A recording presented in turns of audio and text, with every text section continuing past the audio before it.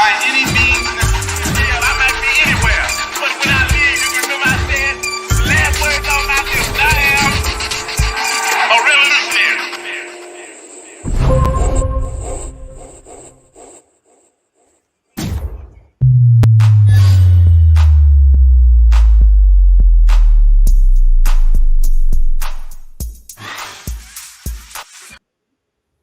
Yeah, what's poppin', what's poppin', what's poppin'? We are back in the building, 2024 strong, certified foundational Black American. It is great to have you with us today. We done made it another year of being fly, and the whole damn world is in trouble. I want y'all to see what I went out and bought. That is real. That ain't made up, y'all. I'm telling you. For real, I bought that right there.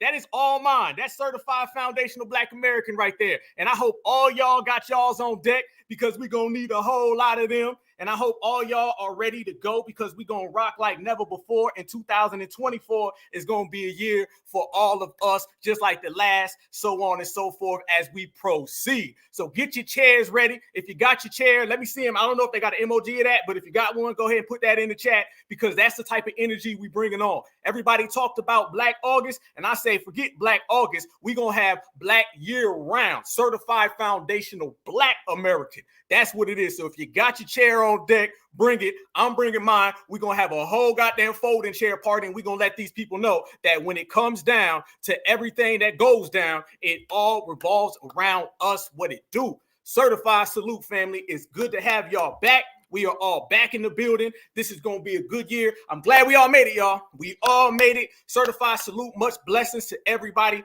I'm so happy to have the family on deck because y'all know when it comes out, I see the chairs. Ho. Wait a minute. Freeze. Y'all don't really put the chairs in the building. Hold up. There we go. That's what I'm talking about. Yes. That type of time. That's the type of time we on. I see y'all. Oh, y'all done threw the chairs in there. Yes, indeed. Chairs ready, family. Chairs, yes, we're going to have a whole lot of them. All right, we're going to get some WWE action in here, but this ain't fake. This is real, and this is all about us, y'all. Oh, yeah, you know we about to bubble when we start off with a chair that got 2024 on it, all right? We done put the 2023s away, all right? We done put them with the 2022s and the ones and everything else. Now, we got a whole new way, and we're going to bring that energy. So it ain't just about Black August. No. It is all about that energy consistently going forward and putting it on anybody and everybody who wants smoke. This is going to be a roast today. That's why I put the fire at the bottom, y'all. This is going to be a real roast. We're going to make sure everyone knows that as we come into this year, we cleaning house. We cleaning house. Get all the dustpans, the mops, the brooms, everything ready because we are cleaning house. We're letting everyone know that the energy of the outdated, the counterfeits, the people who always want to get in the way, the bootlickers, the butter biscuit chasers, the tap dancers, all of them, we're not going forward with them. If they think that they got a place in this house, they sadly mistaken. They're going to find out the hard way. We ain't got a place for none of them. We only got a place for the B1, the certified, the FBAs. And we're going to go down the list and we're going to start G-checking a couple people that we have identified as ops. See, we can do what we want to do. Let's make this clear, family. What we say goes. I'm always saying that right here on the Black Alpha Network. What we say goes. It has nothing to do with anybody else. We are taking out the trash. Yes, indeed. Trash day. We throwing them out. We're going to go into the new year with nothing but certified energy. Anybody who comes around us with counterfeit energy is getting put on that corner. They getting thrown in the goddamn trash bag. That trash bag getting thrown in the dumpster. We taking that shit all the way down to the park. We flipping it, and they're going to never be around us again. All the sellouts be gone because this generation and this time frame is going to be written in this year. This year is going to be powerful. It's going to be a very powerful year. Why is it going to be a very powerful year, family? It's because you got the election coming up. You got reparations on the table. You got tangibles. The Black grassroots is stronger than ever. We're going to seize the moment, all right? We're not going to let the moment pass us by. We're going to seize the moment. And by seizing the moment, that means anybody who wants to stop us from doing that is going to get that chair. And if they get that chair, they can only blame themselves. So this is how we're moving, family. This is how we're pushing along. And it's going to be a beautiful year. And we're going to meet right back here in 2025. And we're going to talk about all that chair work that we did in 2024. But all the chair work in 2024, it starts right now. So since it starts right now, family, and we done already put all the chairs on the line, and we done threw that all on the table, y'all know what's next. FBA roll call. Let me know where you are, family. This is what we do. We made it to another year, y'all. Another year of being certified and foundational Black American. That is the best thing that you could ever possibly do. And we made it, y'all. We made it. Let's celebrate ourselves. This episode right here is really going to be a celebration. And y'all know what I always say. We can celebrate and G-check on the way to the bank. We can get our money, we can get our tangibles, and we can let everybody know that we ain't nothing to play with. So what do we see? I see New York City in the building. Salute to my brother Sage. I see you, my brother. I see Columbus, Ohio in the building. Salute. I see you, my sister. Ohio State Buckeyes. Southside Chicago in the building. Yes, Oakland, California in the building. I see you. Y'all know I'm bringing GA with me. All the way live. GA in the building right here with me. Texas, I see you. Yes, indeed. B1 New York, I see you. Yes, indeed. Houston, Texas, I see you. Y'all not just bringing yourselves, you're bringing the chairs with you. So we got 179, 170. Nope, we got 180 people in here, and we got 180 chairs. So they best to get ready. They ain't got no choice. We are building, we working, we shining, we grinding, y'all. It's a beautiful, beautiful, beautiful thing because we are beautiful people. Nothing can stop us. No man separate what we create, y'all. And we have created the strongest lineage heritage on the planet Earth. And we are going to continue to let everybody know that's what it is. So today is going to be a celebration. Detroit, I see you. Yes, indeed. Detroit in the building. Seattle, I see you. Once again, family, we got the East Coast, we got the West Coast, we got the Midwest, and you know the South in the place. So what happens when you put all of that at the same place and time? You get certified Black society, and certified Black society is undefeated. So let's get to work today, family. Life is all about energy. It's all about energy. It's all about frequency. It's all about vibration. We created those terms. All right. What I always say, y'all, when other people run around here and they say the term frequency, they literally mean like a radio station. We don't mean radio station. When we say vibe, we mean an energy, a feeling. When they say vibe, they literally mean like vibrate. They got everything wrong. When we say energy, we literally mean, once again, a feeling. There's a spirit in the air. That's the way we conduct ourselves. Yes, we are different. And since we are different and we built everything by ourselves, we have the right to do what we want. That's what I'm always talking about right here on the Black Alpha Network and the whole Black Grassroots. We got the right to do whatever we want. We don't have to ask permission from nobody.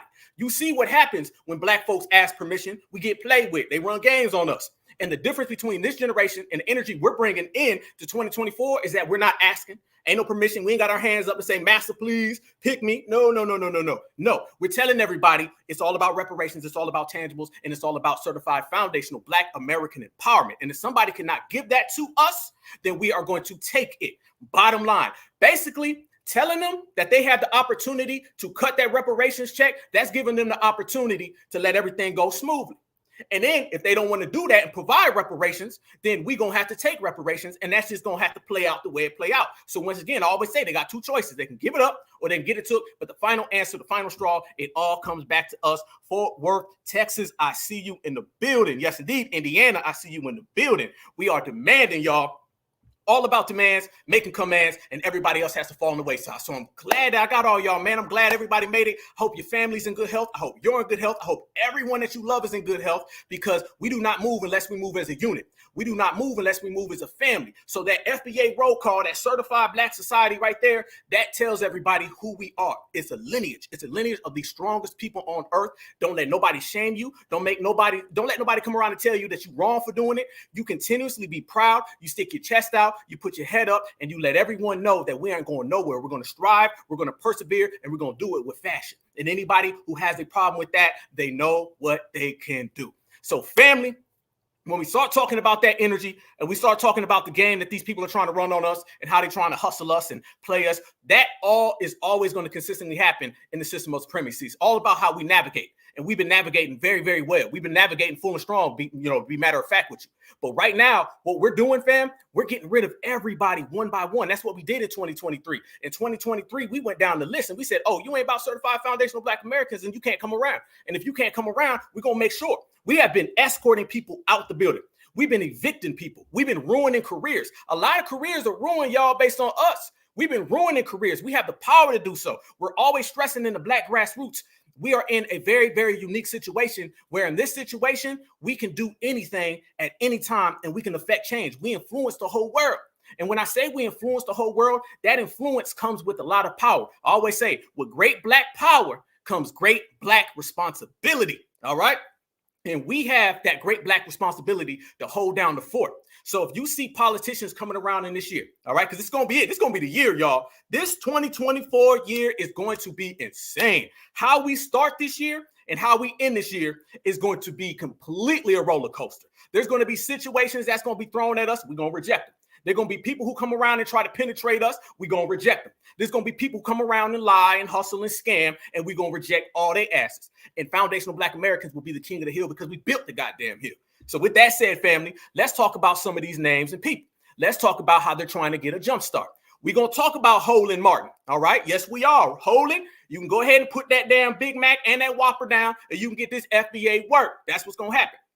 We're going to talk about NCOBRA. We're going to talk about NARC. We're going to talk about the NAACP. We're going to talk about the Democratic Party. We're going to talk about all these moistocrats running around. We're going to talk about these tethers. So anybody out there who's watching, and y'all know they be watching us, and they think that they're going to pull any type of scam off on us, we are here to let you know in the beginning week of 2024 that foundational Black American Certified Black Society ain't having it. We got all the smoke, and we got all them folding chairs with us. So let's start this off with a bang, y'all. Let's start it off with a bang. First up on the list, family, of who we are going to regulate and we are going to roast. Let's talk about Jane Elliott. Oh, we got to talk about Jane Elliott. And everybody was like, well, why are you bringing up Jane Elliott? Why are you bringing up Jane Elliott? I'm going to tell you why. I'm going to tell you why we're going to bring up Jane Elliott. Okay. They've been slowly starting to ease Jane Elliott back into the scenario, back into the picture, y'all. If you've seen that Dr. Umar conversation with Joe Budden when they was going back and forth, when Umar was saying what he was saying, the first names they start bringing up was Jane Elliott and Tim Wise. All right. But I want to draw parallels between the two of them. And also, family, not only did that come up, I started to see her name popping up on Twitter. I started seeing her name pop up on Instagram, and I was looking at some articles, and they're trying to bring her back in. Why do they want to bring in somebody like Jane Elliott, y'all? Jane Elliott is the main one who comes around and runs that sophisticated, complex hustle on foundational Black Americans, all right? That transracial talk. See, they're always going to play both sides of the argument, and they're always going to send somebody at us that knows how to sympathize, all right? The fake sympathy. And there was a lot of folks running around here, and they was loving Jane Elliott. Yes, they was. And anytime you said something about Jane, they was getting mad, Jada Pinkett. Anytime you said something about Jane, they was getting upset, T.I. Anytime you said the truth about Jane Elliott, Killer Mike, they was trying to come in and start caping. And the election season, you're going to see a whole lot of that. You're going to see people say, I stand with Black Americans. I stand for reparations. I stand for the community. And then they're going to turn around, take the money and run. You got to watch what they say. What I always say, fam, you got to have a trained eye. Watch what they say. Watch their words. Listen carefully. And you're going to really tell the truth. So Jane Elliott, they've been trying to bring her back in. Matter of fact, Roland Martin, he just literally posted a video of an interview that he had with Jane Elliott a few years ago. He went back into the vote, and he brought that back up, all right? So they're starting to put that play in front of all of us. But if you watch her tactics, fam, oh, it's easy work. Easy work. They can't get that off in the Black grassroots. See, that's why they always have to go to these mainstream places, because they know if they come around us, oh, we're going to mop them. We're going to mop them up. They can't get those weak-ass lies off on us. That's the thing about the Black grassroots. We too certified and we too strong. You can't come around us and start saying things like, we're all people. We're all Americans. There's no such thing. I support reparations if you give it to the Indians. All right. That's the same thing Joe Biden said. I'm going to pull out how Jane Elliott has been running around here telling Black folks, you ain't Black, just like Joe Biden. She's been running around here saying that she wants reparations if we give it to the Indians, just like Joe Biden. And don't they kind of look like, don't they? They're both about, what would y'all say? How old in the chat? How old is Jane Elliott and Joe Biden? I'm putting Jane Elliott around 337.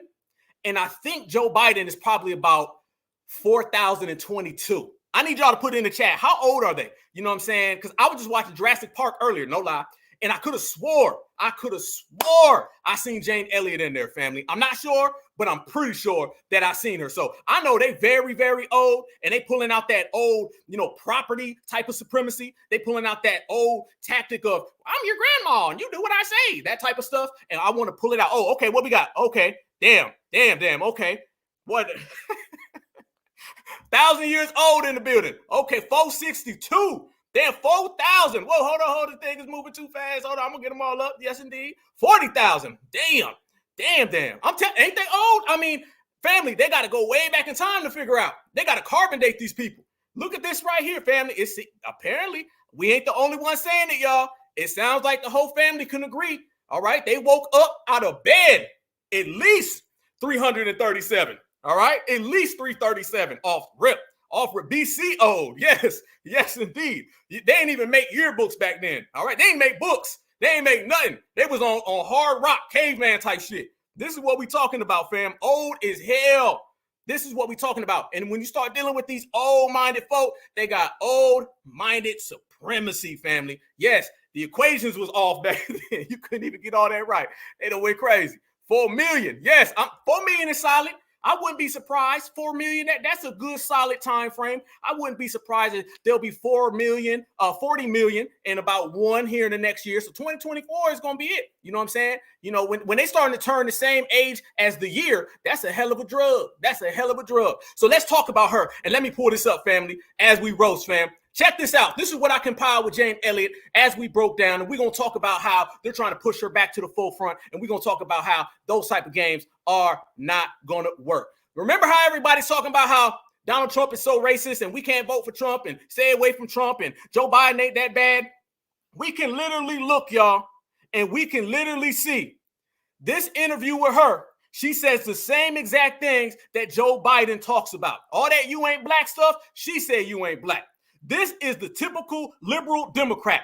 And if you want to talk about the typical liberal Democrat, let's go to somebody who is clearly 40 million years old. So we're going to put down on this episode of the Black Alpha Cast, smash that like button. We're going to give a whole breakdown of 40 million year old W liberal tactics and why that ain't going to work in this generation and this society. Check this out. And then I'm going to break down all the people who was caping for it. Let's go.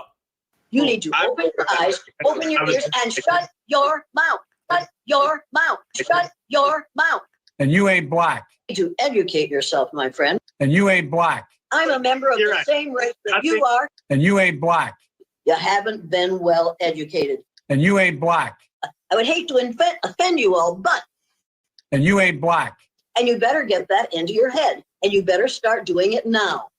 And you ain't black. To make good sense, you think. And you ain't black. I've been through things that you'll never go through. And you ain't black. I was 60 years old when you were born. And you ain't black. I know more than you know. And you ain't black. Go ahead. There is no such thing as white people and black people. There are only people who are different shades of brown. And you ain't black. Race in America. Just a damn minute. Just a damn minute. I just got done telling you I'm not white and you're not black. White and you're not black. White and you're not black. I'm not white and you're not black. And you ain't black. And you ain't black. And you ain't black.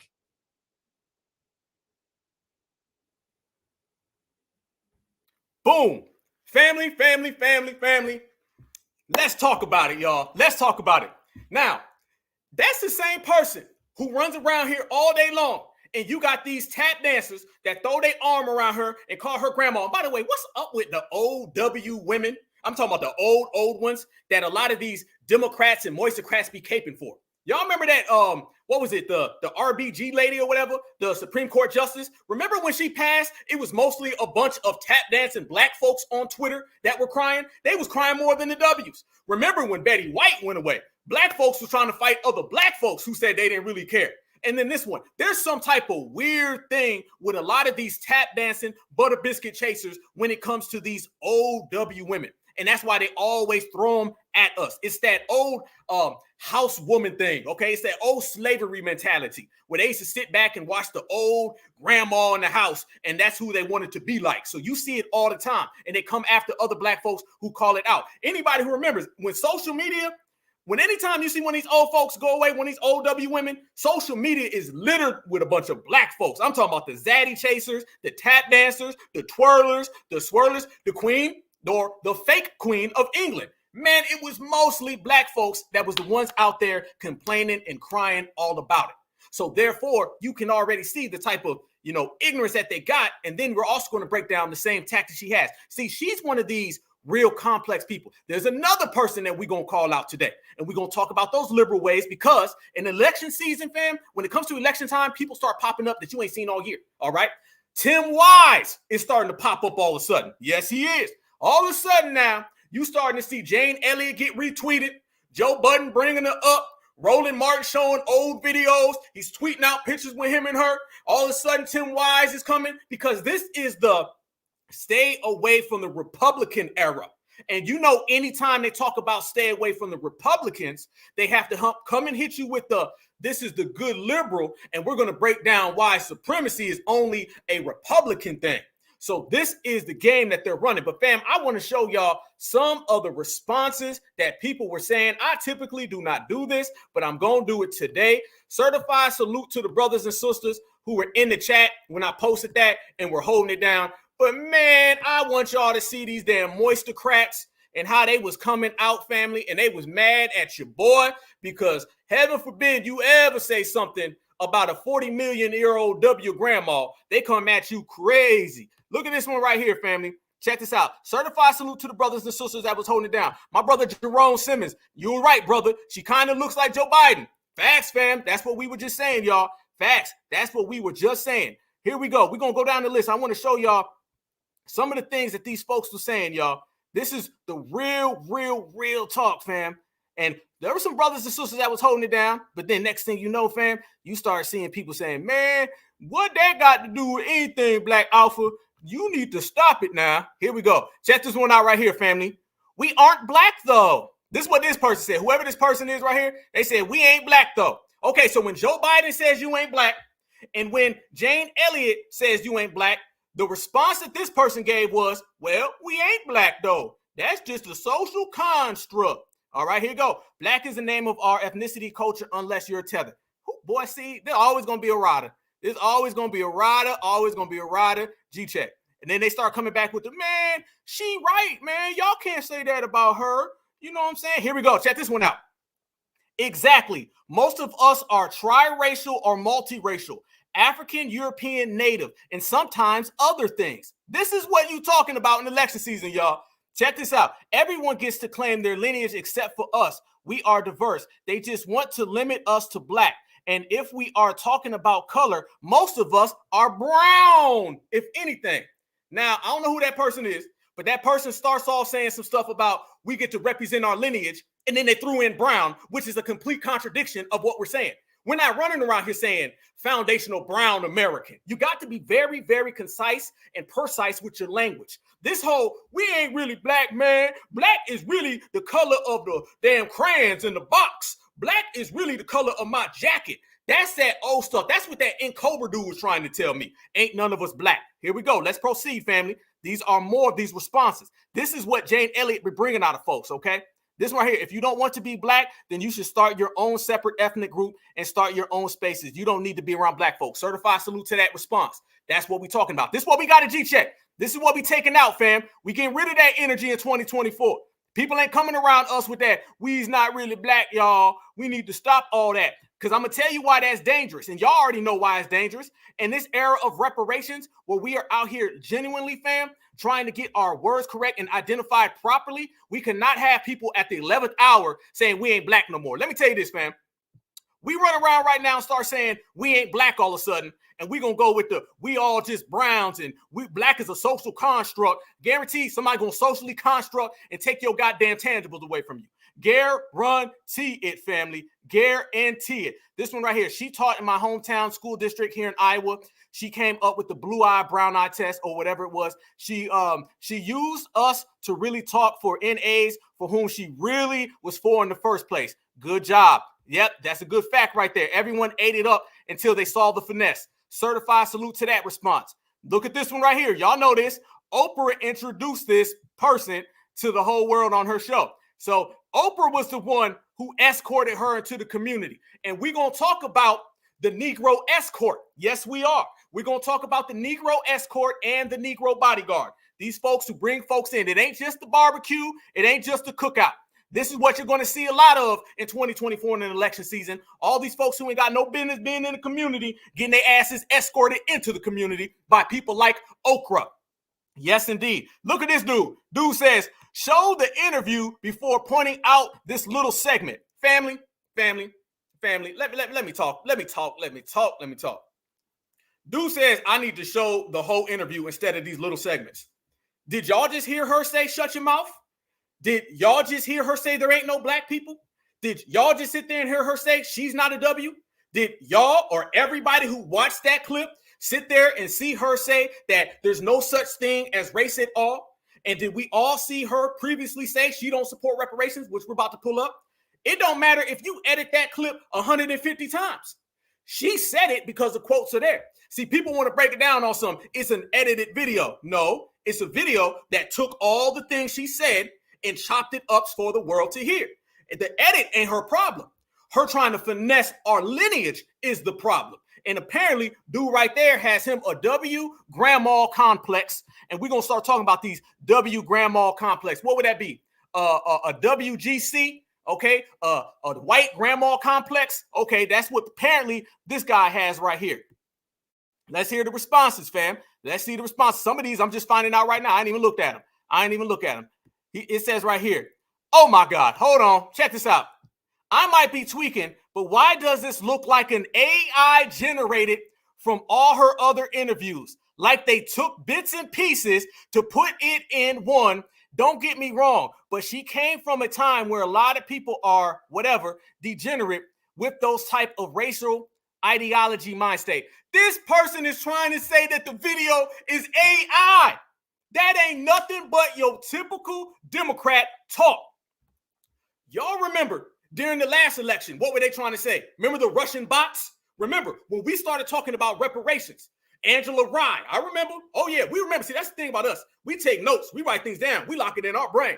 Angela Rye, the Democratic Party, they tried to downplay and dilute our reparations movement as Russian bots. That was the old hustle that they used to try to run on us. It was all just Russian bots, like Vladimir Putin is sitting over in Russia and he's on his damn computer talking about reparations. It ain't got nothing to do with the debt that's owed. It ain't got nothing to do with the lineage, heritage, and culture. It ain't got nothing to do with what belongs to us. The reparations movement is just one big conspiracy from Russia. They will say and do anything. Why, family? Because what do I say? A spineless person gives you spineless results. A shameless person gives you shameless results, and they are spineless and they're shameless and they're all shameful. And foundational Black Americans ain't going for it. So this man right there is trying to tell us that those direct quotes from Jane 40 million year old Elliott is not her actual quotes. No. Me, Black Alpha, I AI generated it in some damn laboratory because no possible way can this dinosaur be anti-Black. Boy, that's cold. They better come up with something new. We ain't going for it. G-check, checkmate, all the way around. This is what happens when you simply call out the finesse, y'all. You're going to turn into a robot. You're going to turn into AI. You're going to turn into everything. And as a matter of fact, hold on, damn it, we cooking tonight. We got almost 400 people in here in less than 30 minutes. Y'all know how we do. Smash that like button. Matter of fact, I got to come back real quick before we continue to read these. Didn't Barack Obama and Michelle Obama just come out and do a whole campaign against like AI? Or was it Kamala Harris? Y'all help me out.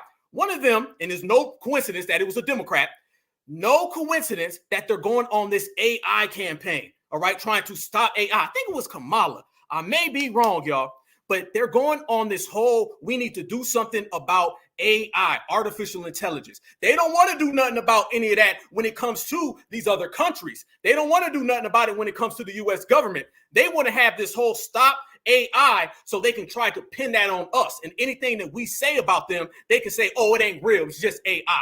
You feel me? This is what they're doing. How do you know this is what they're doing? Because they did this 4 years ago when they said it was Russian bot. All of the Russian bot talk has turned into AI talk. So now they're going to start trying to hit us with, it's not really real. It's just artificial intelligence. This is what they've been doing, family. This is what they're doing. And you already see people right then and there trying to run that gambit and that hustle on us. Simply just for pointing out Jane Elliott. Fam, I pointed out Jane Elliott is a racist, okay? Jane Elliott, as we all came to a conclusion, is at least 2,037 years old. Okay, that's clear. 2,037. All I'm talking about is Jane Elliott. That's it. Jane Elliott is a nobody. Jane Elliott is a T-Rex, okay? She is a Tyrannosaurus. That's what she is. Okay, cool. A Triceratops. Got it. And that is already got people saying that this is AI? Just Jane Elliott? That's all. What happens when you start talking about Joe Biden or Kamala Harris as we get closer to the election? What happens when you start talking about the Democratic Party, fam? What really happens? Now you're going to start seeing the play because simply pointing out Jane Elliott is a finesse. Got people calling us bots and calling us AI. So what you think gonna happen when we start calling out the politicians? Bring it, because we ain't stopping. Hell to the no. Proceed, y'all. So as the desperation continues, fam, we are going to show you even more things that these folks is talking about. Someone says, what is this? It doesn't make sense. I think it made clear sense. It was a direct quote from what she said. That's what she said, y'all. It ain't what I said. They always trying to make it look like it's our words. It ain't our words. All we do is take their words and use it against them. Point blank. This dude said, this ain't the flex you think it is. LOL. Ain't nobody trying to flex. We simply just point it out. And that hairline ain't the flex that you think it is. Stefan, whoever the hell you are, proceed. Let's check it out. This right here. This is more. Well, if we're going off color, here we go. Here we go. Here we go. Here we go. Well, let me bring that up a little higher so everybody can see it. Well, if we're going off color, our complexion isn't black. There isn't white. We look brown, tan, bronze, and they look beige, peach, and all other things. Fam, this is more that we don't want you guys to identify as black at all. Okay, that is dangerous language. That's okay for all of those scam Africans to say we not really black, we African. That's okay for folks to run around here on that pretending and stuff and say that we are really Tonto and Pocahontas. Because mind you, whenever we start talking about the Indians, we know about the real indigenous black Indians. They're not talking about that. 90% of these people who want to identify as Indians, or they put them damn bow and arrows and feathers in their profiles, they want to be Pocahontas from a Disney movie. All right, let's make that clear. This is where the confusion comes in. When we start talking about being indigenous and native and foundational, and we start talking about some of those tribes, we're talking about the black ones. They're talking about the red ones and the ones that came from a damn Disney movie. They're the kids who grew up and wanted that hair like Pocahontas in goddamn Disney film from 1991. That's the difference. We got to be real with half these folks running around here talking that. How do you know that? It's because they say, well, we're not really black. But yet we can literally put up pictures and photos of black indigenous people that outdate all of the Pocahontas ones from the damn Disney movies. But they don't ever talk about that, though. We got to be very cautious with these people trying to disassociate us from foundational, people trying to disassociate us from native, and people trying to disassociate us from black. Once you do that, family, then it turns into, well, maybe all brown people can come in and get reparations. We should support brown foundationals. How about foundational bronze American, foundational beige American? They act as if terms and words don't matter. We take things and we put an identity to it. The identity that we put to things makes it be powerful. We give the power to it. So these folks who want to get all technical and technically and the technicalities, we's not really black now. If you look at my color, go ahead and say that your ass is a foundational brown American. And I guarantee you, brown people at the border going to say, me too, Holmes, let me get reparations. That black and brown coalition going to turn into just the brown one. Yes, indeed, family. That right there. So that's somebody, again, talking about we are not really black, y'all. Here we go again. It ain't done. Black is a construct made up by W people. Coming from Africa, no one considers themselves black. We only became black and actually characterized by it when living in America. Family, family, family, family, family. Again, these are conversations that Dr. Claude Anderson, I believe he calls them, what does he call them? Parallel conversations. These conversations do not take us forward. This is that same Pan-African stuff. When we are on the precipice of reparations, we don't need people running around here trying to brown us, all right? At the end of the day, we know how the government works. We know what classifications are. We understand social context. Ain't nobody running around here literally saying that we are all charcoal black. We understand that. See, foundational black Americans, we are the only people who have sense. I'm sorry. Clearly, there's some folks who may be of the lineage who don't have sense, but apparently they got a W grandma complex, or they got a I want to be brown or an I want to be Pocahontas complex. Let's be very simple, y'all. We understand the social context. We understand things that are literal and figurative. Nobody's running around here saying that we are actually all the color of black, like charcoal black, like 5 shades past midnight. We understand in our lineage, we have different shades of people, but it all goes under black. Black in terms of who the foundational is, black in terms of the lineage, black in terms of the culture and the heritage. We use that term with preciseness for identification. We're not using that term in a literal sense and saying, well, You light skinned, you can't be black. See, that's the same folks who run around here and say, man, you light skinned now. You can't come around, man. I don't trust you now. Where does that stop? Where does that stop, family? That takes us nowhere. Those are complete waste of time arguments, and we don't have time to waste, especially when we are on the forefront of reparations. Anybody who comes around and tries to get us off of being black, which is all of that Jane Elliott talk. Anybody who comes around, those are ops, family. Those are ops. They could not stop us from being foundational in terms of lineage. They cannot stop us in terms of being native, in terms of being indigenous. Now they want to stop us from being black as a whole. And then they're going to bring in this whole transracial thing. What's the quickest way, family, to getting a $5 FBA? What's the quickest way? If you want to have a $5 FBA, which we know, that's what they're doing. Oh, trust and believe. Soon as reparations got put on the table, folks was getting in line and saying, can I be a $5 FBA? Every Susie, every goddamn Karen, every Becky, every Sally, every Trevor, every Tim, every Bob, every last one of them is sitting in line trying to go to that census and drop their $5. You're going to see a hell of a lot of $5 FBAs because reparations is on the table. And anytime reparations is on the table, guaranteed based off their track record and their demonstrations of behavior in the past and the present, everybody all of a sudden is going to want to be FBA. But guess what? They can best by doing that by saying they're not black. They can say, well, black doesn't exist now. Like Jane Elliott, I'm not black, I'm brown. So technically I'm brown and I can get reparations as well. You got to be careful of all those folks running around here at the 11th hour that want to get rid of blackness. That right there are ops, and we have identified them as such, and we will proceed to identify them. Check this out, family. Check this out right here. The black man in that video is a known anti-black racist. What Jane said is not wrong. Here we go. Race is a social construct created by W oppressors to empower themselves over the people they refer to as black based on our skin color. See, here's the thing, fam. I'm well aware of who that guy was in the video, and I know that he be tap dancing. But let's get this straight, y'all. Just because a Democrat is talking to a Republican, that does not give you the right to say that we ain't black, and it does not give you the right to say that you are black just like us. This is the same Democrat-Republican paradigm that they create.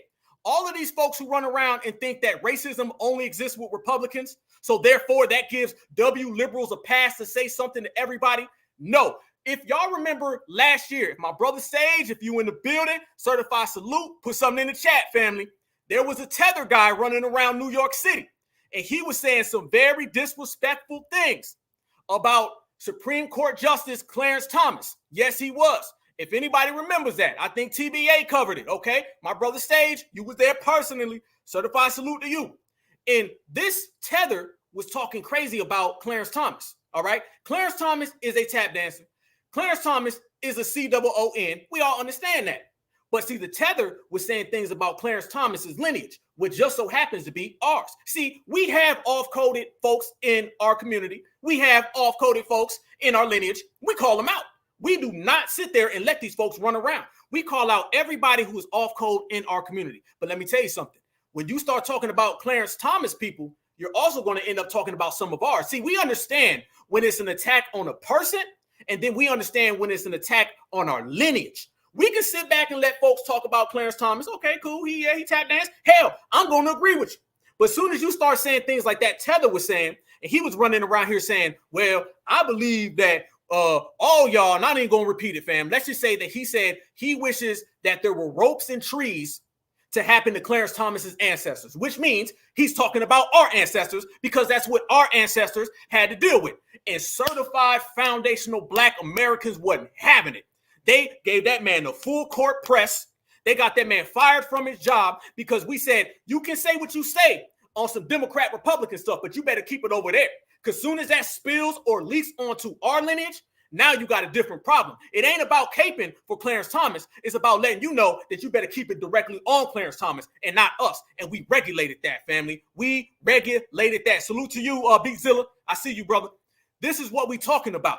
We do not play those games. We are people who regulate, and we have sense, and we're precise, and we let everybody know what time it is. So this guy right here, or this lady or whoever that was, saying you can say anything to a Black person if they're a Republican. So the most dominant society, W. Karen, Jane Elliott, who is 357 million years old can say anything about a black person because they're a Republican? No, because you know what we're going to say? And this is simple. 1, 2, 3. We're going to say if she would say that to him, she would say that to us. Simple facts. It ain't hard. These folks try to make these things so complicated. It ain't that difficult. It ain't that deep neither. What Jane Elliott says about a black Republican, she going to say that about black folks who don't vote for the Democratic Party. That's what it is. They view us as all the same. They view us as one big N-I-G-G-A.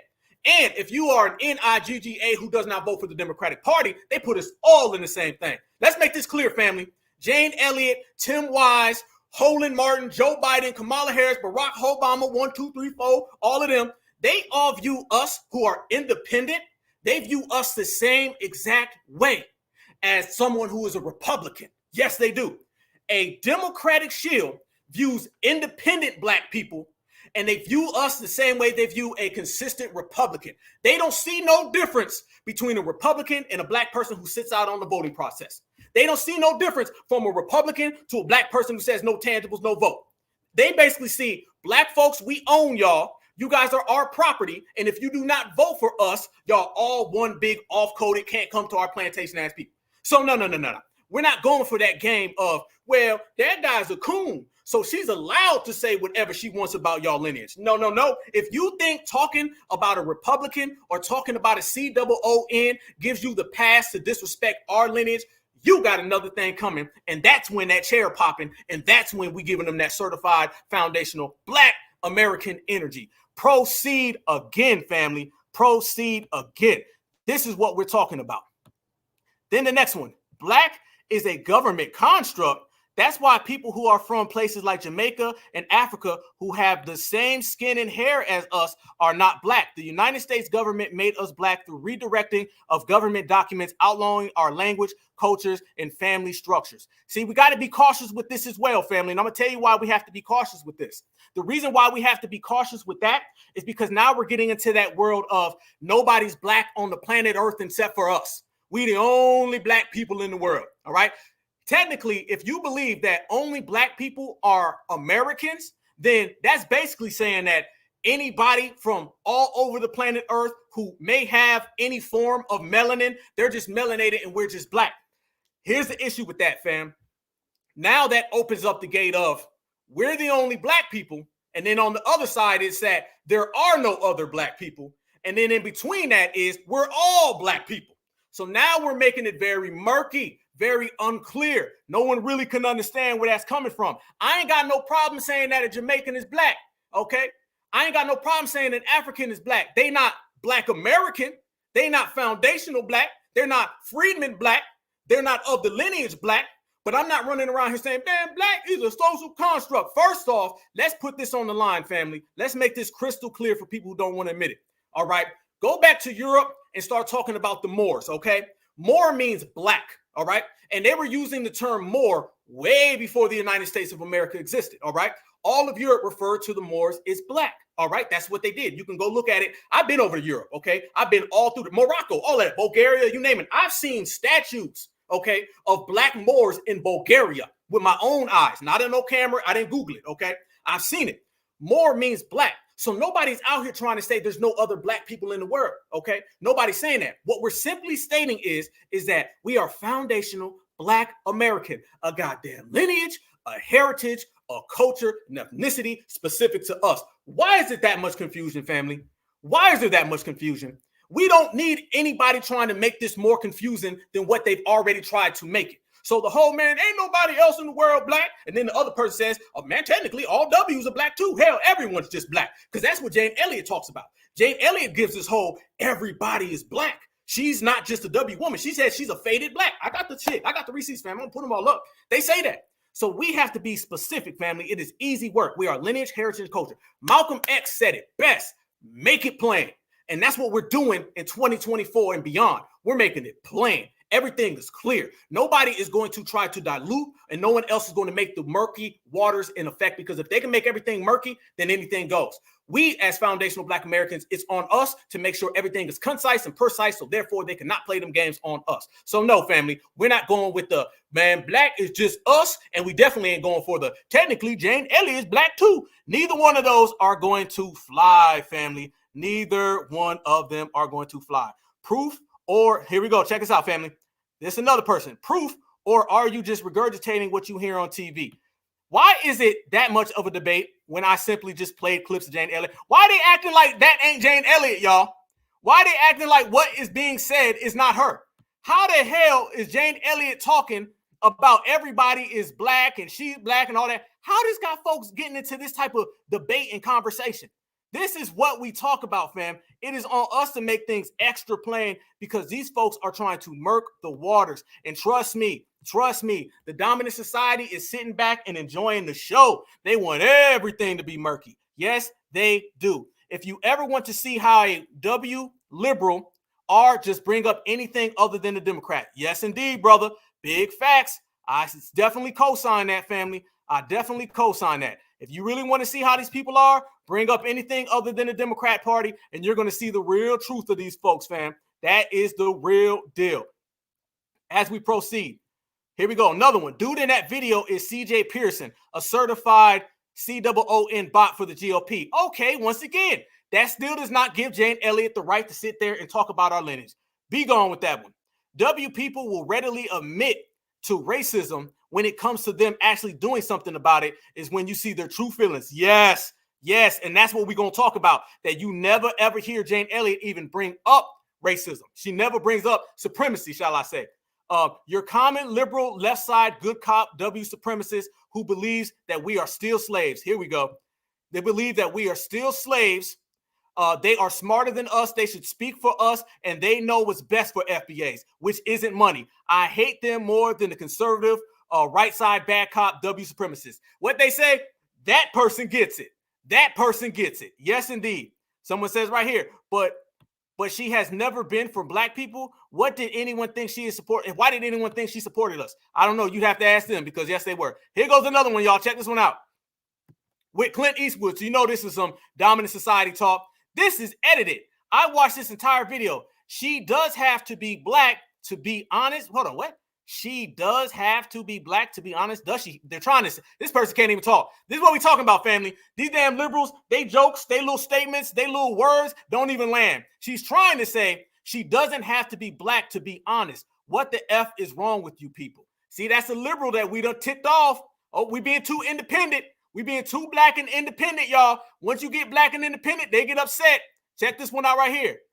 You full of ish. And so is this edited video. Yep, the video is edited because you only get 2 minutes and 20 seconds on Twitter. If you would have gave me 4 minutes, I'd have had 4 more minutes of video where her sitting there saying anti-foundational Black American rhetoric. And at the end of the day, it don't change the fact she said it. Wasn't me. Someone else said, clickbait. Does anyone know that little ish is talking to? That's the Uncle Ruckus she's talking to and telling him to ush up. Family, that right there again, y'all. That's somebody saying it's okay to hate on the FBA lineage as long as you're talking to a Republican. We don't play them games. Here we go, another one, family. This is some trash a Republican would post. Now, y'all knew that was coming. Y'all knew that was coming. What is it, fam, without them calling us a Republican? That's their number one insult. Well, you really a Republican. Man, you a Republican and you a Trump supporter. That's what you really are. They really think that is a flex, y'all. If anything goes wrong for them, the first thing they throw at us is y'all are really Republicans. And I knew it was coming. Y'all knew we could not get out of this without them calling me a Republican. Now, they make no sense because foundational Black Americans ain't going for none of the nonsense. But that is the first thing that they got to try to throw at us because that's the only thing they can say because what we're saying is so true. If what we were saying wasn't true, they wouldn't have to resort to all of those low budget ones. And this person says, she is right. He is a coon who should shut up. Here we go. This is what we're talking about, family. This is what we're saying. These people who run around here and try to sell us on some type of we needs to be nice to liberals and they can say anything about us. No, These people who run around here and say we need to vote for the liberal Democratic Party. No, these people who run around here and tell us no matter what, if you don't vote Democrat, they can disrespect the whole heritage. We ain't going for that. We are gatekeepers. We are G-checkers. We know how to let these people have their own little spats. Trust me, we done seen a whole lot of shields get broken. We seen Eric Adams get broken. We seen Brandon Johnson get broken, right? And we sit back and we'll let it fly.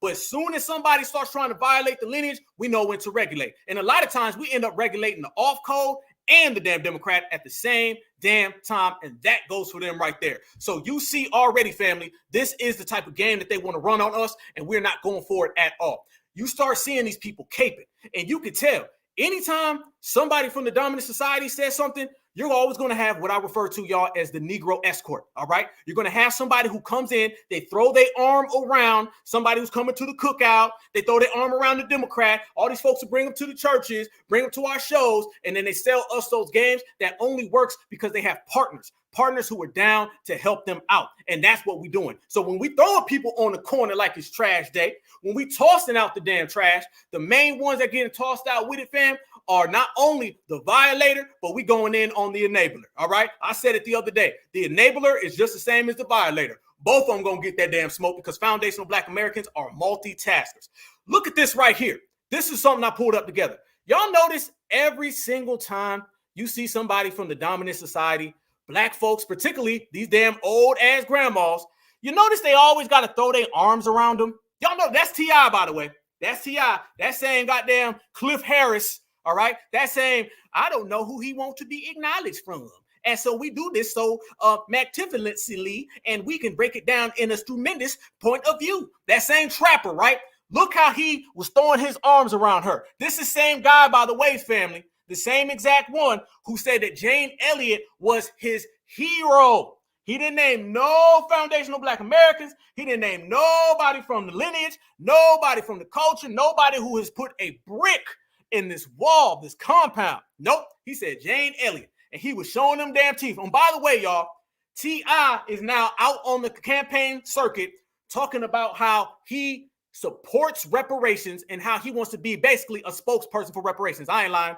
Google it. I want you to type in T.I. talking about reparations, and the same guy who's throwing his arm around Jane Elliott, he's running around here now trying to be a reparationist. These people jump on anything they can.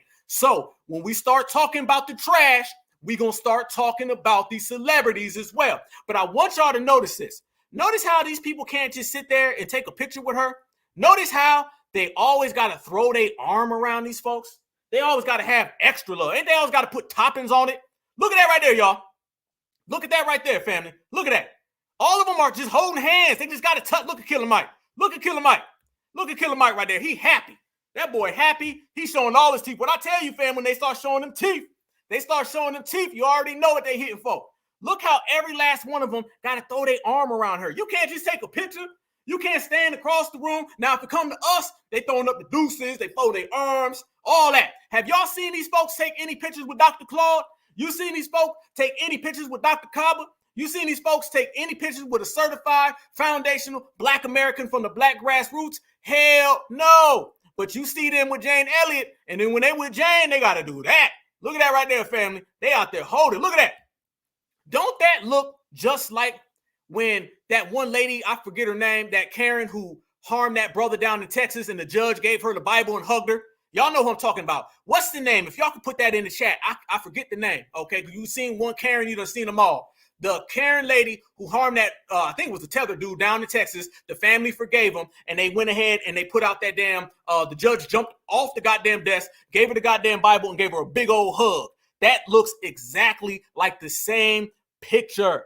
It's hugging Massa Grandma. That's what she is. She Massa Grandma. She Grandma Massa. That's what she is, family. You see this all the time with Massa Grandma. All right. They always have to do this right here. They just got to let the world know that they love them some her. There you go. Amber Geiger. That was her name. Yes. Yes. Her. Yes. Yes. Don't that look just like the same picture, y'all?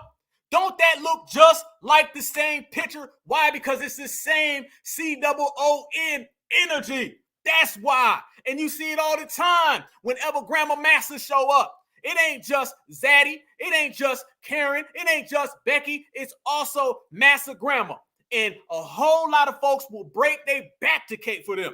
Every single time one of them gets harmed, every single time one of them gets deleted, every single time they stub their toe, you're going to see Twitter, Instagram, TikTok with a whole bunch of brothers and sisters talking about these folks like it's actually their grandma. Hell to the no. This is the type of talk that we always see, and that's the type of black person that they love to be around, and they hate us.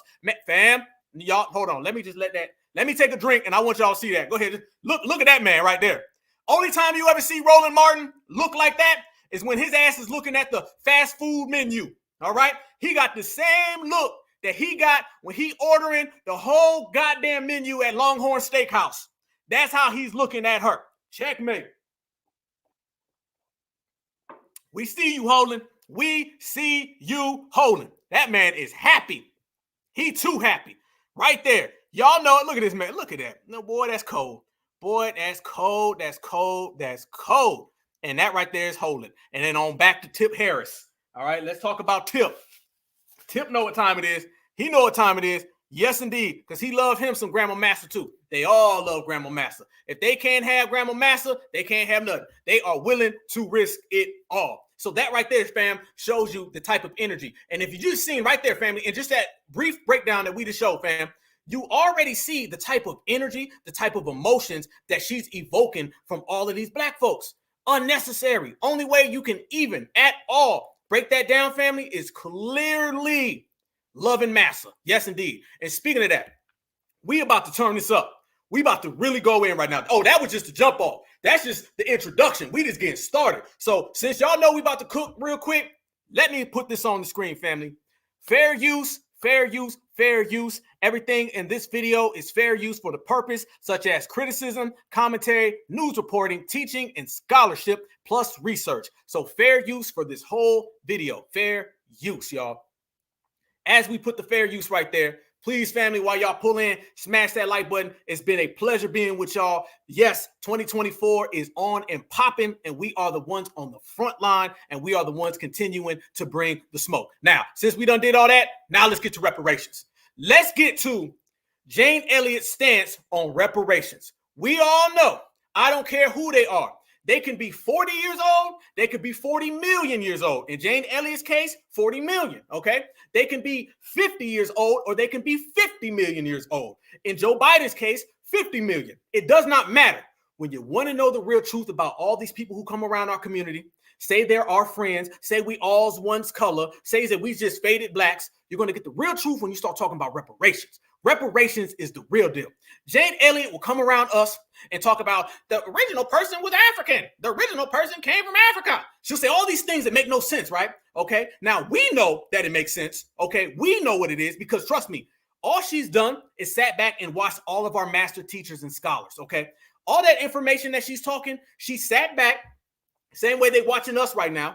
She sat back and she's seen Dr. David M. Hotep. She's seen Dr. Ivan Sertiman. She's seen Dr. Clyde Winters. She sat back and watched all of them and she regurgitated all their talking points.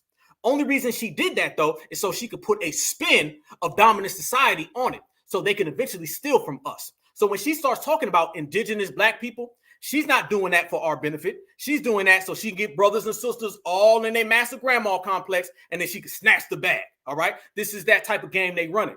So when she got pressed for reparations, this is when you seen the real version of her. All that other stuff was just cheap talk. That was cheap. They ain't mean a goddamn thing. That's just her talking about it. And by the way, y'all, have y'all ever heard her say white supremacy? Has she ever mentioned that? See, you got to be careful of people who only use the term racism. The most beautiful thing about this era is that we have replaced the term racism with supremacy. See, racism, they had really completely co-opted the term racism. You got to be careful. If you go back, say 7 years ago, maybe 10, before this generation took over, y'all know what I'm always talking about. I always say this generation, we are in full control, right? This generation has changed the game. One thing that we do not give ourselves enough credit for, we talk about reparations, we talk about tangibles, we talk about delineating and separating. Those are things that we can all pop our collars for, right? But the thing that we also have to pop our collars about is that we took the term racism, got rid of it, and started saying supremacy. We start saying white supremacy.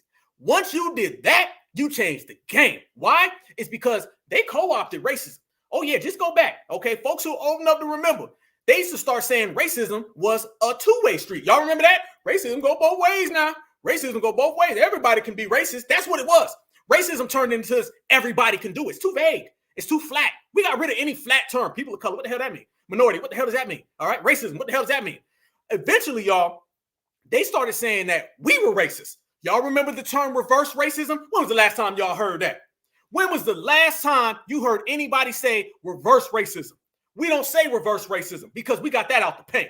The dominant society, with the help of the boule, they started convincing us that we was the racist ones. They was like, really, blacks is the real racist now. Y'all's just mad. Go back and watch anything from the Barack Obama era, the Yes We Can era. They were running around making black folks seeing that we were the ones who were racist. They completely co-opted that until the black grassroots showed up, till foundational black Americans showed up, until this generation showed up. We said we getting the hell rid of the term racism.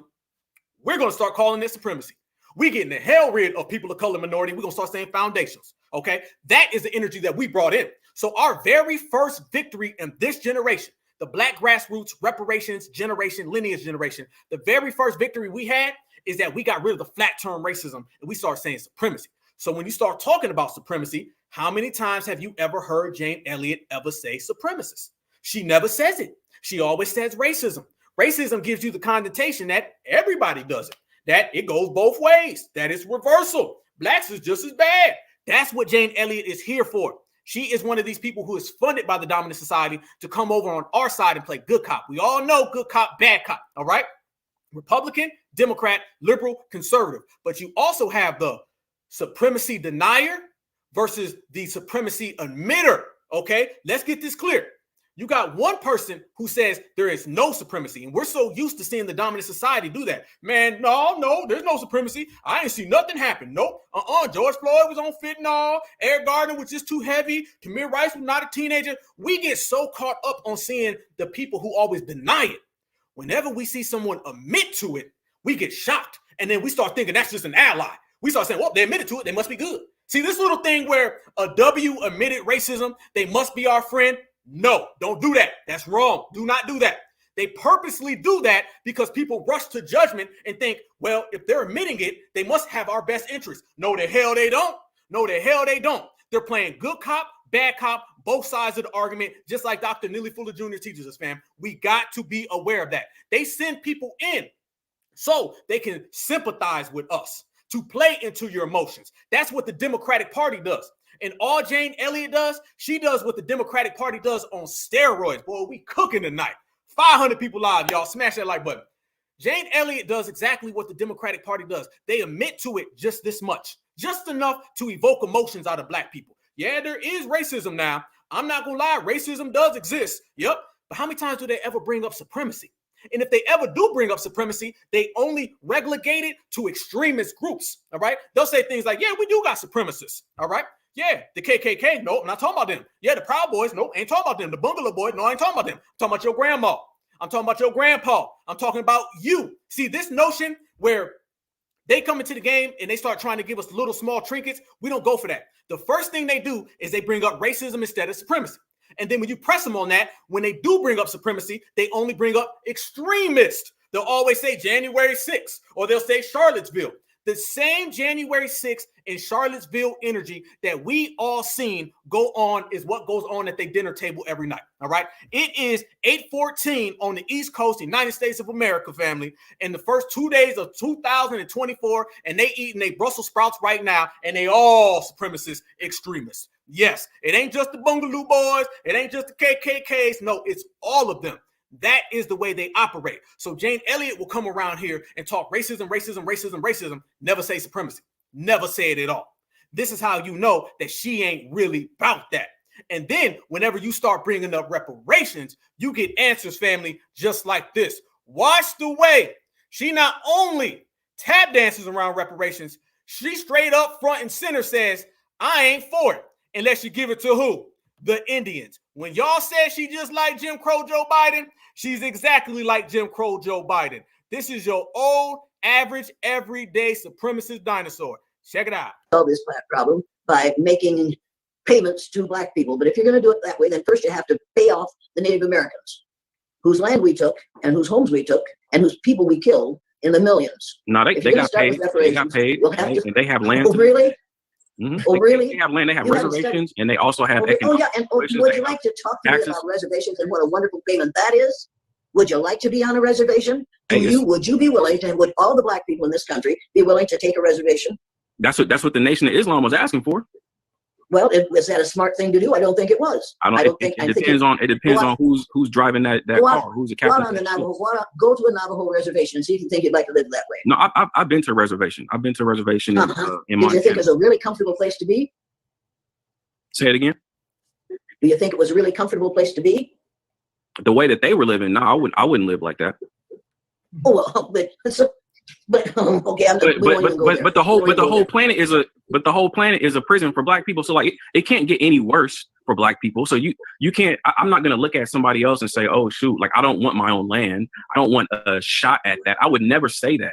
A black person is not gonna say I don't want to have a chance to create my own civilization and my own society. Everybody wants that chance, and everybody deserves that chance. And black people deserve reparations in the form of land, in the form of cash payments, and in the form of some type of tax consideration. So yeah, it may not have worked out for the natives, but this is 2020, and this is a totally different group of people, and everybody is not the same. Everybody's leaders are not the same, and so I'm not going to judge, or I'm not going to project onto black people in America. Well, this is what happened to the natives. You don't want that, and I'm damn sure not going to say, well, we need to pay the natives. Natives already got paid. They already made their deals. They already signed treaties. They've already done what they did. And if they squandered their opportunity, that's on that group.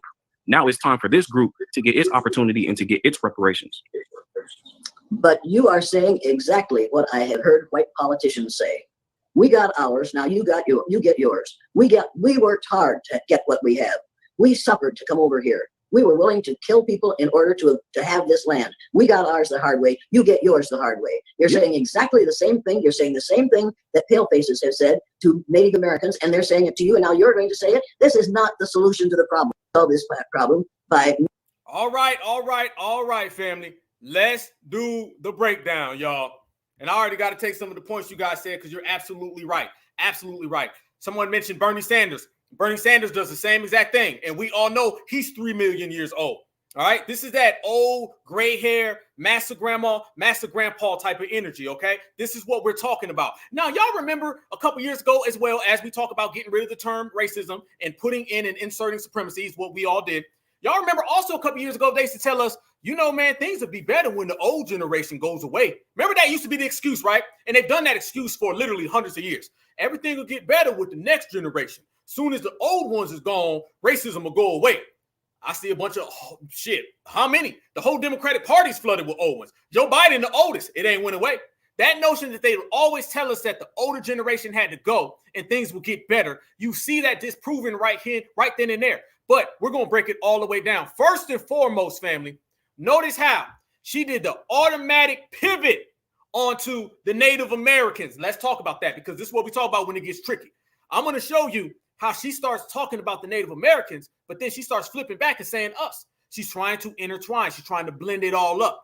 And she wants to get the reparations off of us. And she throws in a bunch of talking points that she knows is going to get the attention of black folks. She'll start saying things like indigenous here or there. But notice, fam, she brings up Native Americans and Africans. Never talks about our lineage. All right, let's break this down, y'all. Here we go. Notice this part right here. This is the main key point. Notice how she freezes. Making payments to black people. But if you're going to do it that way, then first you have to pay off the Native Americans. All right, first off, let me start. I got to rewind that just a second. She starts off by saying you don't solve the problem with money. Ain't that what we've been hearing for the longest, y'all? Solve this problem by making payments to black people. But if you're going to do it that way, then first you have to pay off the Native Americans, whose land we took and whose homes we took and whose people we killed in the millions. No, they got paid. They got paid. And they have land. Oh, really? Mm-hmm. Oh, really? They have land. They have reservations, and they also have. Oh, yeah. And would you like to talk to me about reservations and what a wonderful payment that is? Now she's trying to tell us, well, who needs a reservation? How about y'all just go without? Now she's trying to tell us that the reservations and everything don't mean nothing. Now, let me say this right here, family. Y'all know like I know. Just because they squandered their opportunity don't mean nothing to us. And let's be real. The reason why they squandered their opportunity, fam, is because a lot of them want to be W's any damn way. The W's gave these folks reparations. They failed at the reparations because they wanted to be W's. And now they're trying to use them as some example why we don't need the money. Hell no. Not at all. Would you like to be on a reservation? Would you be willing to, would all the black people in this country be willing to take a reservation? That's what the Nation of Islam was asking for. Well, was that a smart thing to do? I don't think it was. It depends on who's driving that car, who's the captain. Go to a Navajo reservation and see if you think you'd like to live that way. No, I've been to a reservation. I've been to a reservation in Did you think it was a really comfortable place to be? Look at her talking down on a reservation. She's talking about down on land. She's talking down on land. Basically, she's using the term reservation, but that really just means land. They got the land to put the damn reservations there, okay? Land. She don't want us to get anything. She's running interference on everything, family. Everything. She first started off and said, we can't cut y'all no check. Money won't work. Now she's saying land don't work. Say it again. Do you think it was a really comfortable place to be? The way that they were living, no, I wouldn't live like that. Oh, well, but okay, but the whole planet is a prison for black people. So like it can't get any worse for black people. So you can't. I'm not gonna look at somebody else and say, oh shoot, like I don't want my own land. I don't want a shot at that. I would never say that. A black person is not gonna say I don't want to have a chance to create my own civilization and my own society. Everybody wants that chance, and everybody deserves that chance. And black people deserve reparations in the form of land, in the form of cash payments, and in the form of some type of tax consideration. Look at her face, y'all. She getting mad. She getting mad. There goes that old master grandma talk. You can't talk to her like that. She getting mad. That's that Joe Biden stuff that you ain't black. So yeah, it may not have worked out for the natives, but this is 2020, and this is a totally different group of people, and everybody is not the same. Everybody's leaders are not the same, and so I'm not going to judge, or I'm not going to project onto black people in America. Well, if this is what happened to the natives, you don't want that, and I'm damn sure not going to say, well, we need to pay the natives. Natives already got paid. They already made their deals. They already signed treaties. They've already done what they did. And if they squandered their opportunity, that's on that group. Now it's time for this group to get its opportunity and to get its reparations. But you are saying exactly what I have heard white politicians say. Boom. That right there, family, is you're talking like a Republican. Y'all knew it was coming.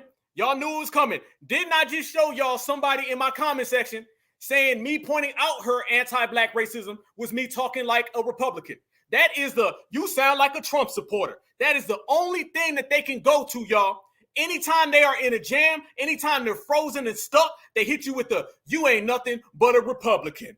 And you knew that brother, salute to him, he was hitting her with facts. He was talking about everything that goes on. He said he'd been to a reservation. She thought she was going to hit him with you ever been there? And he said, hell yeah, I've been there. And he said they squandered their opportunity and they signed treaties. And then soon as he had her against the ropes and it was an empirical fact that she could not debate him with, she said, you sound just like a Republican, not a Democrat, because mind you, Democrats don't want us to get money neither. How come you don't ever sound like a Democrat when it's reparations? Because Democrats don't want us to get reparations. It's the same thing, y'all. And she said the same exact hustle. You knew it was coming.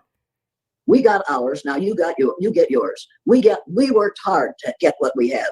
We suffered to come over here. We were willing to kill people in order to have this land. We got ours the hard way. You get yours the hard way. You're saying exactly the same thing. You're saying the same thing that pale faces have said to. She's trying to shame them now. Here come the shame tactics. Native Americans, and they're saying it to you, and now you're going to say it. This is not the solution to the problem. There you know. You already know that the shaming was going to come. You know the shaming was going to come. That's all they can do. Anytime you get them with facts, anytime you beat them with facts, the first thing they got to say is, well, you sound like a Republican. That's like the ultimate insult they can get. Even if you ain't voted Republican a day in your life, even if you're like all of us who understands that the Republicans ain't shit and the Democrats ain't shit and they're both supremacists. Even when you tell them that, they say, well, you sound like a Trump supporter. No, you sound like an anti-foundational Black American racist. You sound like you're 3,037 years old, and you sound like someone who has been exposed, and you're running all of this transracial talk. Now, I want y'all to notice right there, she's talking all of a sudden now, y'all. She's saying black. I thought she said there was no such thing as black. I thought she said that there was no such thing as black. Black people don't exist. She said that she's just a faded black person. Now, all of a sudden, when it comes to stopping us from getting reparations, she automatically now believes in black. So we see that she only mentions blackness when it comes to stopping black people from getting reparations. Any other time, she's colorblind. She don't see race. She said it. That ain't AI. That ain't no Russian bot. That's her words. She said that she does not see blackness. She says that we're all just black. That's what she told that one dude. And now all of a sudden, family, she's telling everybody, well, hold on now. We are all technically the same thing. As a matter of fact, family, Hold up. Yeah, receipts all damn day. Let's pull up her own words right here. This is what she said earlier. This is what she said. Now watch the contradiction. Watch the contradiction, family. Thing as white people and black people. Right here. You ain't black. Go ahead. There is no such thing as white people and black people. There are only people who are different shades of brown. Go ahead. There is no such thing as white people and black people. There are only people who are different shades of brown. And you ain't black. Race in Just America. a damn minute. Just a damn minute. I just got done telling you, I'm not white and you're not black. White and you're not black. White and you're not black. I'm not white and you're not black. There you go. She said it. There's no such thing as black. She said it. There's no such thing as black. But all of a sudden, when you start talking about her reparations position, then all of a sudden she starts saying, oh yeah, there is black and black people don't deserve reparations. We need to go give it to those natives. And let's be clear, family. Let's be clear. This whole notion where they're trying to mix us in with the Red Indians, this is going to be another play. The plays that they're going to throw at us in terms of trying to stop and prevent our reparations are going to be very, very complex, okay? This is what we talk about. The folks who try to intellectualize anti-Black American hatred, those are the folks we got to watch, all right? She's going to always mix in us with them. Somebody said it in the chat. You're absolutely right. She's talking about us. When she starts talking about the indigenous people, she said, who've been harmed, who the hell is she talking about? She says the indigenous people who came here originally, foundational Black Americans. Easy work. We all see it right there. We know exactly who she's talking about, but then she spins it and starts trying to speak on, well, everybody. No. It wasn't everybody. It was foundational Black Americans. It was Native Black Americans, as Dr. Claus says. It was indigenous Black Americans. The Red Indian, in which she's trying to refer to, she is trying to put them above us so she can give them our money. How can you be so on, but yet be so off? How can you sit here and talk about indigenous Black people and then all of a sudden not know who they are? How can you sit here and talk about the people who built this country and then all of a sudden say, well, it ain't y'all Black Americans? She never brings up the foundational Black Americans. She only brings up the Native American red people. So she goes from the Africans, skips over, and then goes to the red Native Americans, not knowing that we were the ones in the very beginning. What I always say, family, the same thing I said at the Reparations Task Force in Atlanta. We are here. We've been here since day one, not 2, 3, 4, or 5. Day one. I'm gonna have to get that on the shirt, okay? Day one, not 2, 3, 4, 5. Foundational. We put the foundation in foundational Black America, okay? We put the Native in Native Americans. And they completely put in this Native Americans to associate that with Pocahontas. She is talking about Pocahontas, but she is using our history. This is what I said they're going to try to do when it comes to the brown folks. And notice she keeps saying brown. Y'all notice that? Y'all notice that real quick? She'll say, ain't no black, ain't no white, just brown. Ain't no black, ain't no white, just brown. It's not black folks, it's not white people. They're just a whole bunch of brown people. So you already see, don't that sound exactly like immigrants built America? Don't that sound just like Black and Brown coalition? And we said it's going to start off with a Black and Brown coalition, and then that's going to turn into a just brown coalition? Yes, she's setting it up to give our money to who? The Red Indians, who also a lot of folks down south of the border, okay, the brown people, that's who they go by. They have put themselves in the position in which we are from. We know it. We know it. We know it. Yes, indeed. Day one, not 2, 3, 4, or 5. All right. Day one. That's what we're talking about. She is very, very slick with the Democratic shields, but not with us. On one time, she's saying, I just told you there's no such thing as black. And then she turns around and says, black people don't need no money. The natives should. And then she says, I just told you I'm not really white. I'm black. And then she turns around and says, but the natives should get the money too. Which one is it? Which one is it? She's hopping all over the place. You're flip-flopping. You're flip-flopping, Jane. I know you can barely walk just like Master Joe, okay? But you're flip-flopping all over the goddamn place, all right? So you're falling and you can't get up. That's what we're seeing. Somebody get the life alert, all right? Somebody get the hover round because she's going to need it because this type of game is not working on us. And if you look, that's the same type of game that the Democratic Party runs. You're going to see her speaking on the same community that they're trying to give their money to, and they're never, ever, ever going to bring up the people who really built this country. How are you going to talk about the foundation of this country and not bring up the foundational Black Americans? And don't act like you don't know who we are, because dude right there in the interview, he acknowledged us and she spoke around us. He brought us up specifically and she spoke around us. I told y'all, they're going to try to give our history to somebody else, and they're going to try to give their present to us. What do I mean by that? I mean, they're going to try to take foundational Black American history and say it's really immigrants.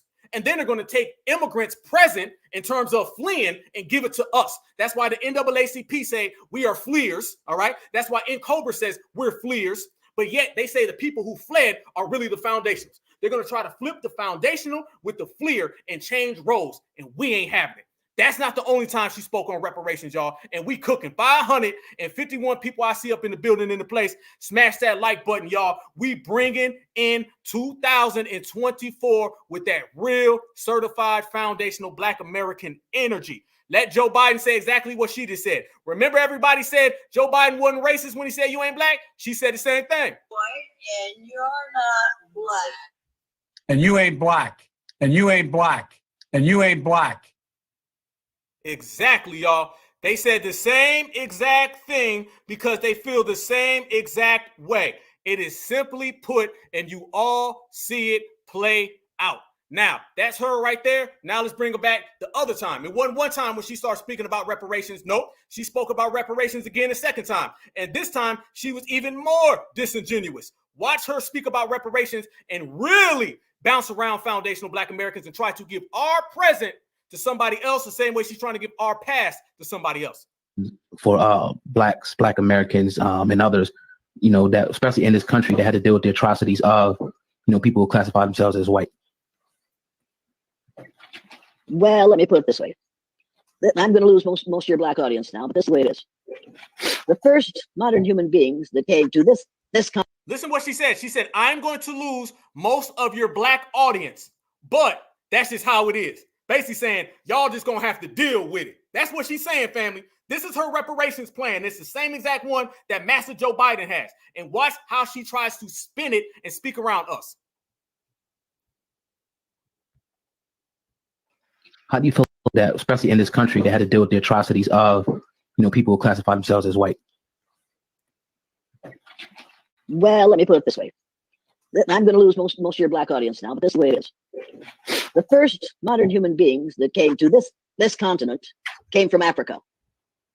And the people who are suffering the most are Native Americans who came from Africa. Now, if you're going to give reparations, we better start giving reparations to the people whom we raped, killed, murdered in various ways, and whose land we took.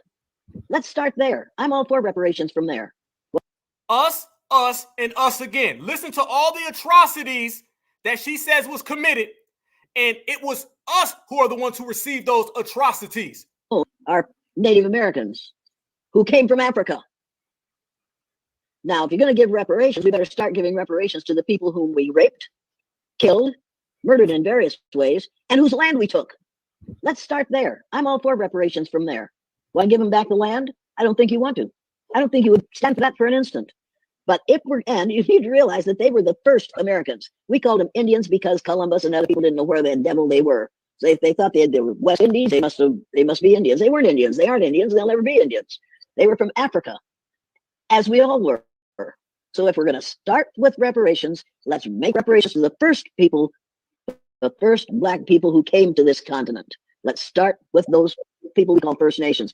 She said Black again. I thought there was no such thing as Black. Didn't I just tell y'all she only acknowledges Black people when she could say Black people do not deserve reparations? Any other time she mentions everyone is just brown. This is what we're talking about. She only brings up racism when she's trying to speak around supremacy, and she only brings up Black people when she's saying we're all really just brown. Because they were the First Nations. I doubt very much that there are unless you're in prison, and that's our new form of slavery in this country, is the prison industrial system. You know it as well as I do. But if you aren't in prison, you're probably not being enslaved, and you're probably not living on a dirt floor without any electricity, without any running water, without any central heating or cooling or air, and 100 miles from a hospital. But there are lots of Native Americans who are living in that very situation. And now somebody's going to say, we gave them the land. We gave them a postage stamp size of the land. We did not give them anything. We stole from them and gave very little back. If you're going to do reparations, let's do reparations for those folks first. I'm all for that. And I know now that that'll make a whole lot of people of color angry. But you have to, if you're going to try to repair this. There goes people of color, y'all. She is giving a full speech about why we don't deserve reparations. This ain't even tap dancing at this point. This is straight up, give it to everybody other than black folks. Please, please. And by the way, family, she's never once said supremacy again. And she never even acknowledges that they got reparations. When they pointed out that they got reparations, she said, oh yeah, but it was just a little. Give it to them again. This situation, you better start where the worst damage has been done. And what about the descendants of slavery? I think the descendants of slavery deserve some kind of reparations, but I think the descendants of the First Nations deserve some kind of reparations too. And I think you can't do it for one without doing it for the other. And which They already have them. one are you going to start with? Because you see, we tried to enslave Native Americans, but they would run away and get into the nearest village, and we couldn't tell which one, we couldn't tell them apart, so we couldn't tell which ones we had tried to enslave, and they got away. So we didn't start slavery with black people, what we call black people in this country. We started it with Native Americans, and we also brought indentured servants here from. Oh, there you go. Ho, ho, ho. Indigent service. Y'all know it was coming. Hold up. Started it with Native Americans, and we also brought indentured servants here from other countries to act as servants until they had worked long enough to pay back what it cost to bring them here and what they should have been paid while they were working. So the slavery didn't begin with people from Africa in this country. It began first with Native Americans, then with white folks, then with people of color, then with Africans. Whoa. Hail to the no, family. Hail to the no. Now, this started off with Native Americans. Then she ended up saying that really W's get it. She threw in indigent servants. She threw that in there. So family, she said Africans, basically tethers, Native Americans, Pocahontas, and W, indigent servants.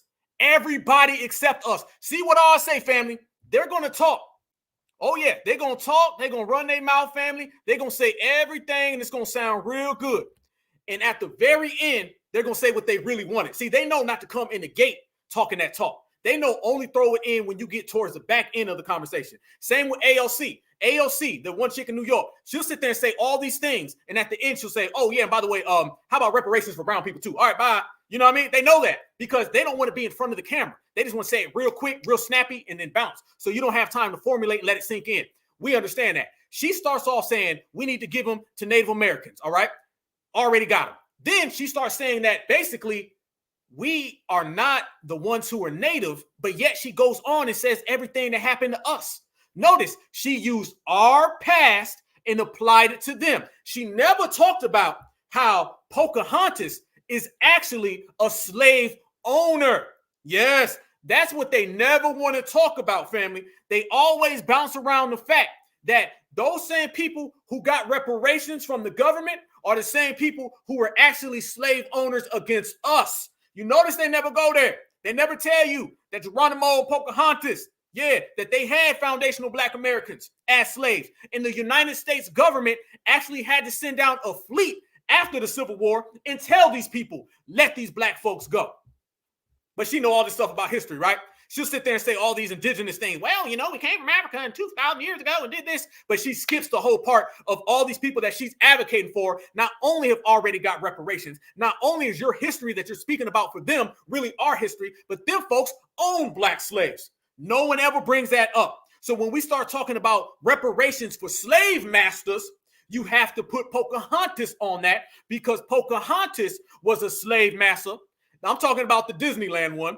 Was a damn slave master and ended up getting black folks on there. And by the way, black folks right now have been claiming for years to try to get some of that reparations money, and they never let them get it. They would rather give that money to a $5 Indian with blonde hair than they'll give it to the actual indigenous black people who were on those plantations, in those reservations. This is what we're talking about. And she misses all of that. And at the end, she throws in, well, what about the Irish? What about all the indigenous servants as well? You see what we speaking of? And these are the folks that they try to bring around us and try to sell us. We ain't going for none of that. And she didn't stop there, y'all. She proceeded. We hear the word reparations being thrown around a lot, particularly in politics. And it looks like, I guess somebody got some information that black people in America are looking for some reparations because now we see that conversation. Well, would you offer it? Would you offer it? Would you offer it? Do you realistically see any type of reparation given to anybody in this country as we see it? I think if you can prove that your people were one of those, was one of the families or a member of the family that was used unfairly, was enslaved, then that's one thing. But if you can't prove that, then that's another thing entirely. And I think practically every Native American in this country could prove it. That right there was the final one, family. She says right there, she believes that if you can prove basically that you are the foundation to this country, you deserve reparations. But she flips it and says, I believe all of the Native Americans can. She had a whole conversation about foundational Black Americans and never mentioned foundational Black Americans. Brought up every single group in this country, including the Irish. All right. How many times are we going to go down this road, y'all, where these folks try to throw that back at us and start talking about indigent servants and all that type of stuff? And we consistently, all the time, break that down as a lie. Okay. These are people who are trying to get our history. It goes to show you, family, and it shows you in a very, very clear fashion that when you start talking about foundational Black Americans, you start talking about our history. We are so great that now everybody wants to be a slave. I never thought we would see the day where so many folks is trying to sign up to be a slave. So many folks is trying to sign up to be us. Everybody wants our background. What Paul Mooney say, rest in peace. Everybody wants to be a, but don't nobody want to be a. One more time. Everybody wants to be a foundational, but not everybody want to be a foundational. Checkmate.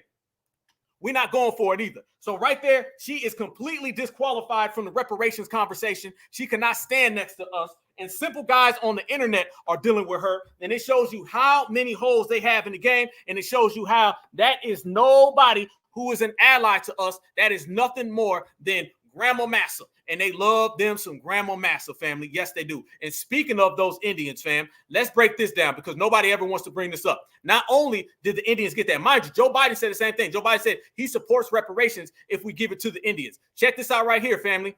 Remember this? This is just happening right now this year. The Indians are actually already getting them. And Joe Biden just said a few months ago, he wants to give them more. Yes, he did. If it plays for you, boy. Here we go. It is super quiet. So he's, okay, I'll read it, shit.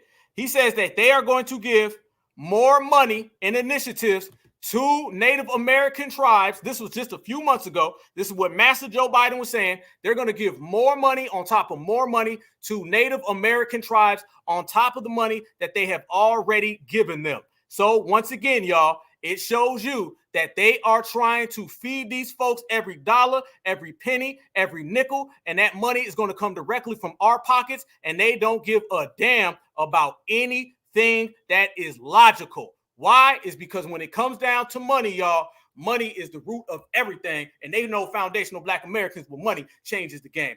Jane Elliott thrown on the corner, trash day. There's another person who runs around here, and they got the same thing. Only difference is they come from the man point of view.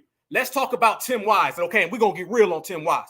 Tim Wise is the same exact person that Jane Elliott is. These are these fake sympathizers who pretend that they have some type of understanding of what we deal with, that they're down with us, and they really want to do something. Let me ask y'all this question. Have y'all ever heard any of these people ever say that they want to dismantle the system of supremacy? What are they going to do about it is the question. This is what we got to start asking. What are they going to do about it? They'll tell us all these things about racism and Native Americans and everybody else in the digital service. Jane Elliott basically said the whole world deserves reparations except for foundations.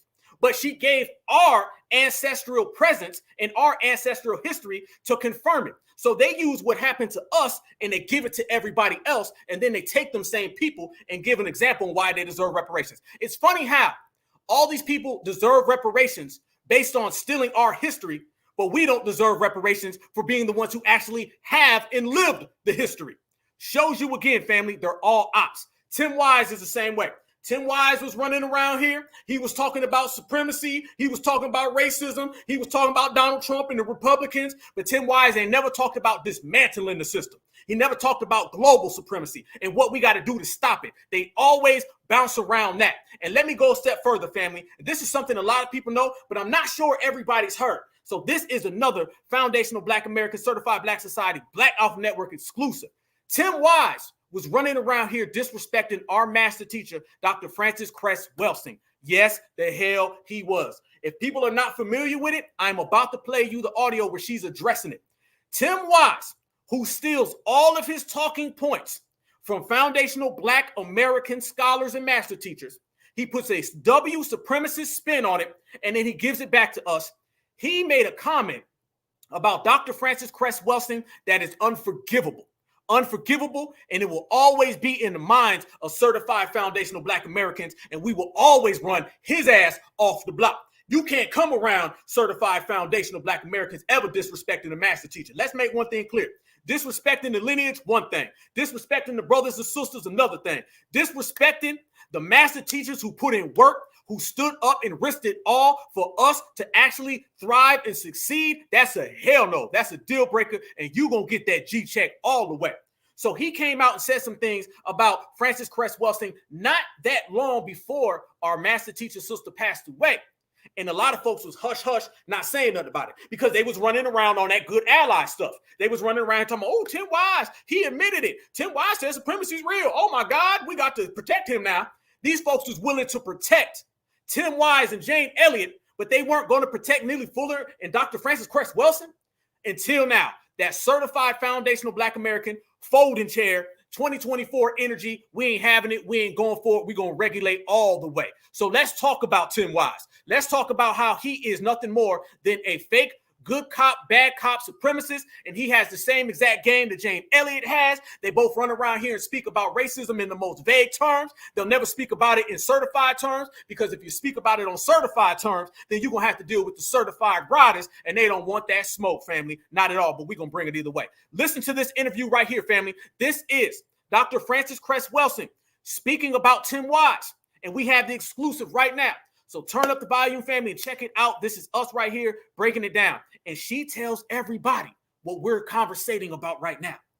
Our master teacher, I'm telling y'all, man, they leave us diamonds, and it's on us to keep them.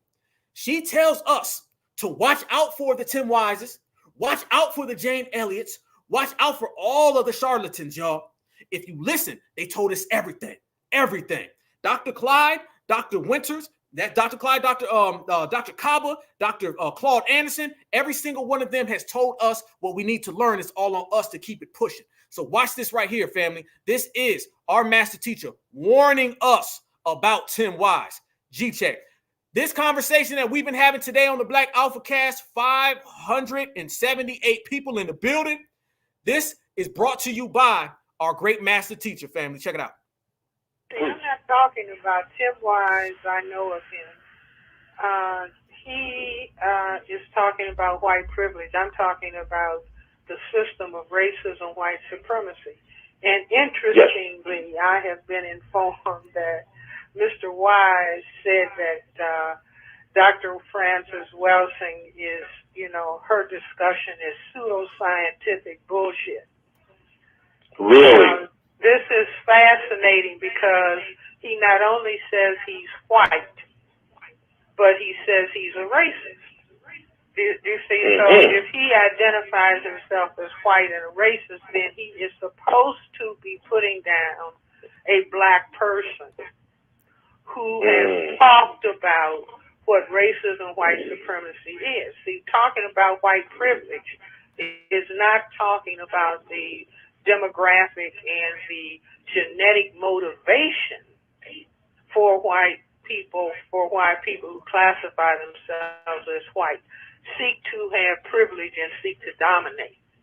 You see, so he goes off talking about white privilege, and then people who classify themselves as white and will fund him as a white person who goes around talking about this.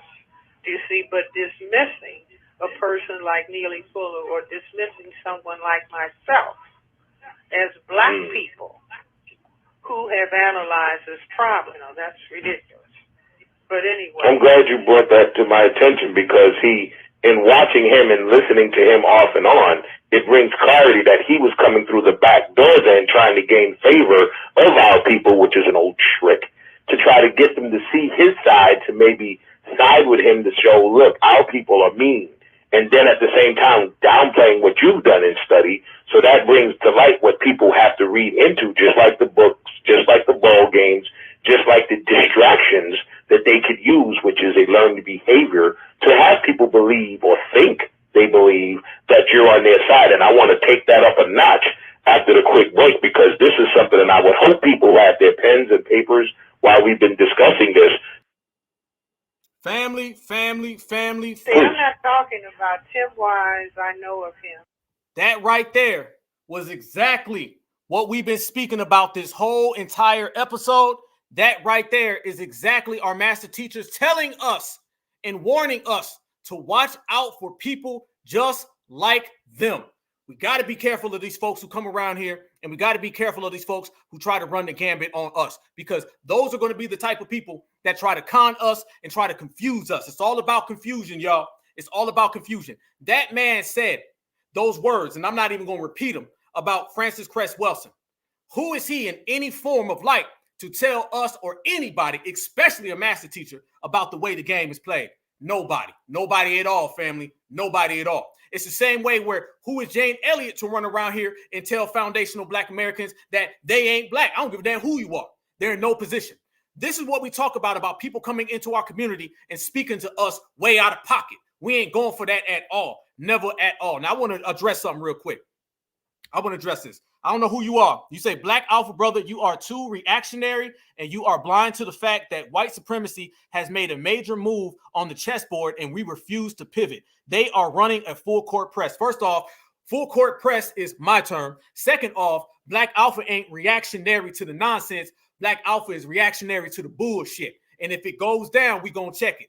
That type of mentality that you have where you're saying someone is too reactionary, how are you too reactionary in the system of supremacy? So what are you, non-reactionary? What do you, fall back? What do you do, sit back and just enjoy the show? What you need to do is really pull out a pen and paper and take some real notes as Black Alpha speaks, instead of typing nonsense like that I'm pretty sure 560 plus people ain't agreeing with your partner. In the system of supremacy, we break it down, we discuss it, we thorough and certified enough to understand where it's coming from, and then we go and we get it, and we flip the table. We all know that supremacy is playing chess, but guess what? We beating them at chess. We all know that supremacy comes with all these ops and all these backdoor people, and you might be one of them. But guess what? You or anybody else who's trying to run the gambit on us ain't gonna work. My brothers and sisters right here in the chat and the whole foundational Black American, Black grassroots, we ain't got to get told that we are not reactionary. In the system of supremacy and the anti-Black race war, you better get to moving. We are proactive, reactive at the same damn time, meaning we play offense and we play defense. You sound like you play the sideline. And if you playing the sideline, you need to go sit on the side.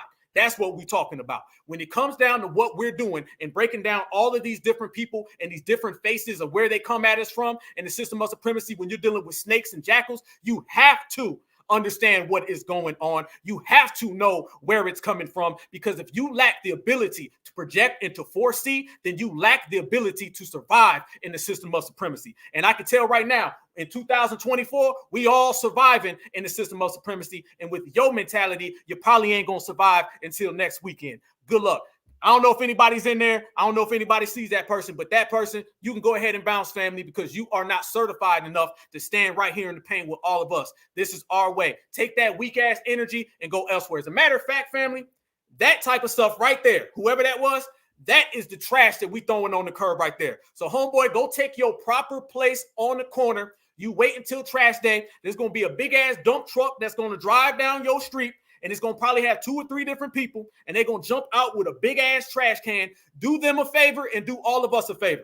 Don't fight it. Just hop your ass in it and let them throw you in that shit, and you can go on and be gone, because certified is all the damn time. We roasting, baby. Certified, salute to the real ones. Everybody else get out the paint. Now, this is what we talking about, family, when we are in the building, in the place. There's always going to be somebody that comes around us and tries to run a diversion like that. This is good. This is teaching moments, okay? Because people will pop up and say things like that. I don't even know what some people's points are, okay? You're too reactionary. You're doing too much. You got to understand that supremacy is on code, and being on code means that we got to be on code too. This is what we're saying. People just say anything and they just do anything, but it don't add up. The math got to math. The equations got to equate. And everything that we do equates, and everything that they do is not. So we are pushing forward in this generation and this time, family, to get everything that we need and everything that we deserve, and we're not taking no for an answer. When you take no for an answer, y'all, you get the same exact things. When you come around right now, like we're doing, and we're telling everybody it's about what we want, it's about what we're going for. And if someone has a problem with that, then therefore they are the problem. It's all good to identify who the problem is. And right now, we know the problem is not only these people who come around our community and try to run that hustle and con game on us. We also know it's everybody who is enabling it. And what do we say, family? The enabler is the same as the violator, and we treat them as such. The person who sits back, everybody to disrespect our community, those are going to be the people that we G-check. And like I said, we are not only multitaskers, we are G-checkers and we's wreckers, and we're going to do it the right way. So as we influence everything, Tim Wise gone, Jane Elliott gone, whoever that clown was gone, they all in the same dumpster, never to be seen from again. As we move forward and we start influencing the world, we start telling everybody that you're going to have to actually have an agenda for us to give you our attention. You're going to actually have to come with something that is solid and concrete for us to move in that way. I want y'all to see this video. This came across right here on my timeline. Y'all been seeing all of these protests going on right now with the Palestinians, right? The Palestinians are running around right now, and they're stealing foundational Black American words. We say, no tangibles, no vote, right? That's what we say. That's our line right now. Meaning, your ass gonna give us some tangibles or we ain't voting. It's pretty clear. See, don't let these people make it complex. Everybody's always trying to make it complex and all that. The problem people have with us is that we are too intelligent. We have too much sense. We are too thorough and certified. They can say 100 different things and we stay focused and we see through all of that. You make it plain and therefore you get the victories. So we say no tangibles, no vote. Yes. We say certified, foundational. Yes. We say you're going to run us the check or we're going to G-check you. Now you're seeing Palestinians out here, family, and I'm not lying. They are saying no ceasefire, no vote. I ain't lying. Look at the influence that we got on the world, y'all. Check this out right here. This was just over the holiday weekend.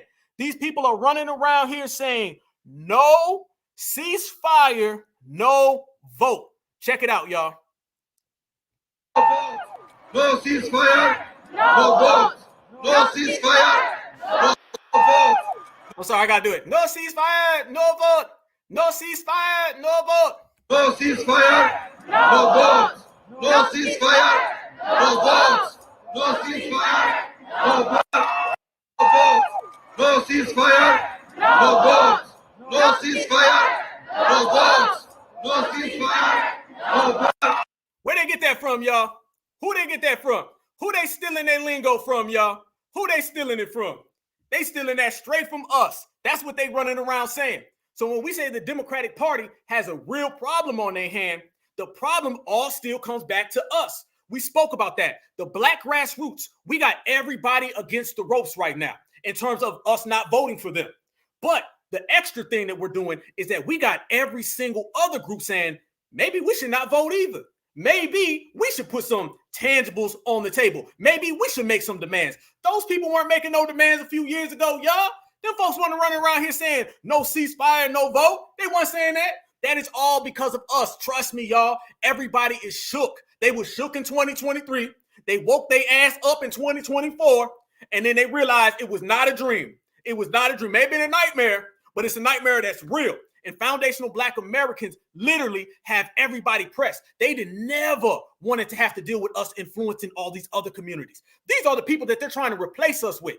If you're trying to replace us with all these other communities, fam, but yet them other communities are talking like us and they're walking like us and they're being pushed in the same line that we are, now you got to not only deal with the foundational Black American, you got to deal with the foundational Black American and all the other people who want to be like foundational Black Americans. It is a beautiful thing. So they're running around here saying no ceasefire, no vote.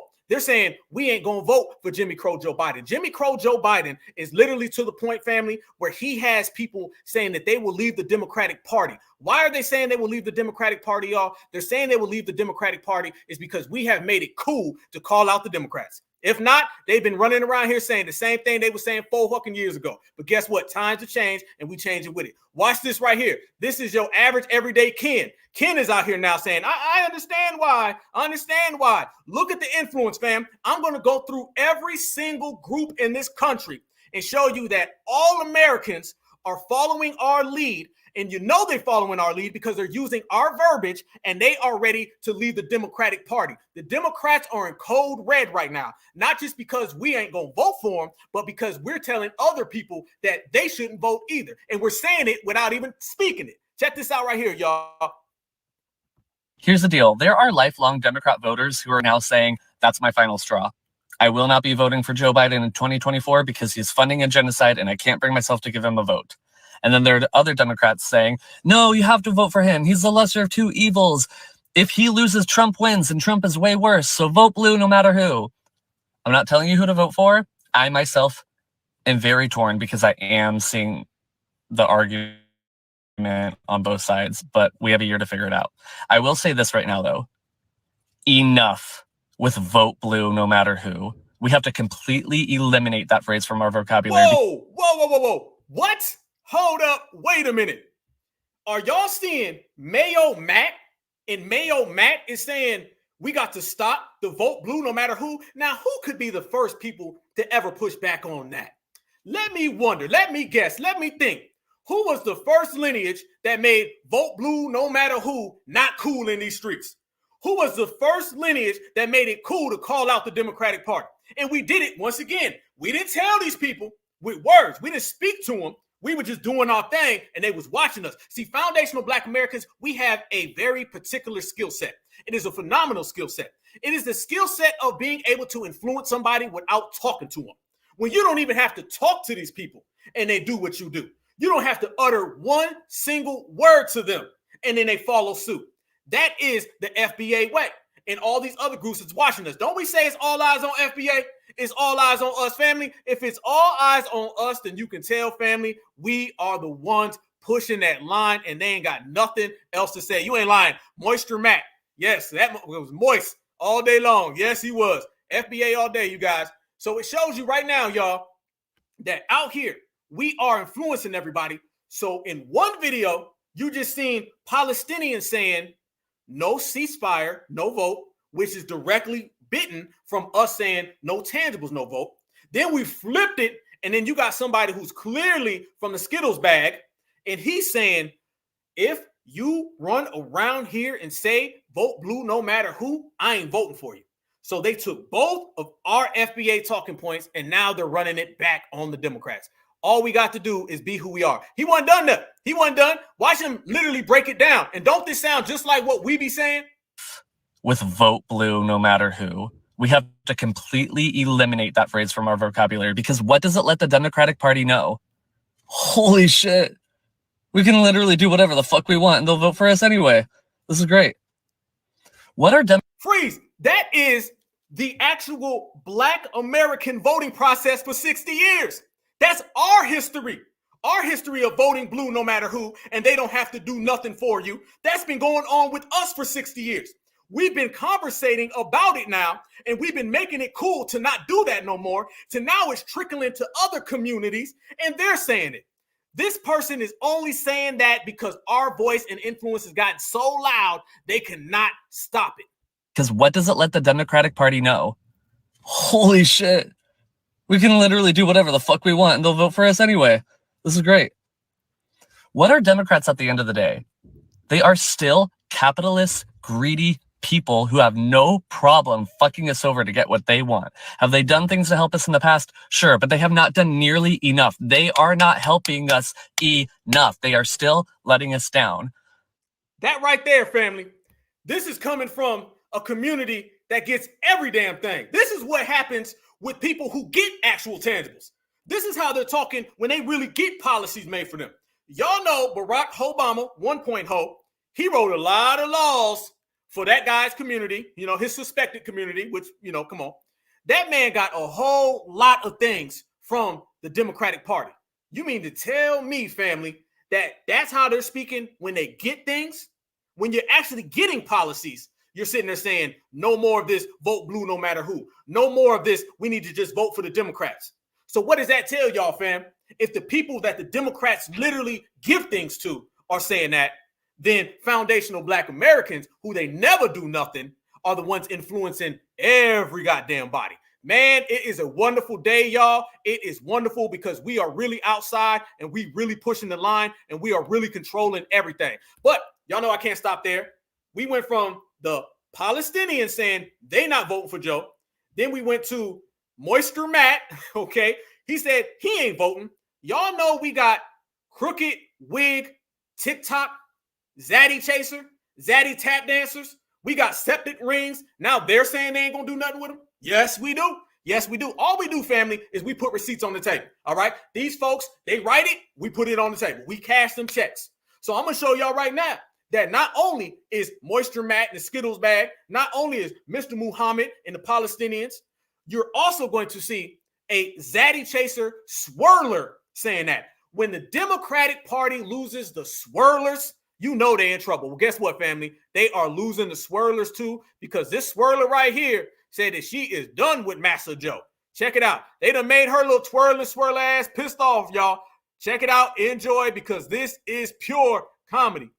As a registered Democrat, no, I'm not voting for Joe Biden. Sorry, not sorry. I don't know how else to put this. Like, you can't pay me enough. You can't gaslight me enough. You can't feed me those weak talking points. I'm not voting for him. I don't see how anybody in the right state of mind can look at what's going on right now, nationally and internationally, and scream Biden 2024. It will not sit well with my spirit to know that I cast a ballot for someone like him. This whole concept of gaslighting people into voting for Biden because he's better than Trump, I'm letting you know it's far gone. I'm going to let y'all know this, Democrats. Wait a minute. Didn't that come from us, fam?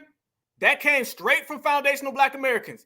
That whole, well, what about Joe Biden and Trump? Trump is worse. Now, damn Zaddy saying it. If you want Biden to win in 2024, you have to come up with a better talking point than just he's better than Trump. I'm letting you know now, vast majority of Americans are not scared of Trump. They survived one administration of Trump. They can do it again. Honestly speaking, at this point, we can't really tell the difference of the two. And I'm not saying this to be shady. Anybody who knows me knows I'm as unbiased as it honestly gets when it comes to political commentary. I don't know if I'm more perplexed with the fact that Democrats think that he's actually going to win in 2024, or the fact that Democrats actually believe that he deserves another term. You're probably thinking, oh, Uduak, he's not that bad. Y'all are boosting. He's done A, B, and C. He's fixed this, that, and the third. Oh, you must not know about the genocide that's happening in Congo that's being funded by the U.S. And I know you know about the war that's going on in.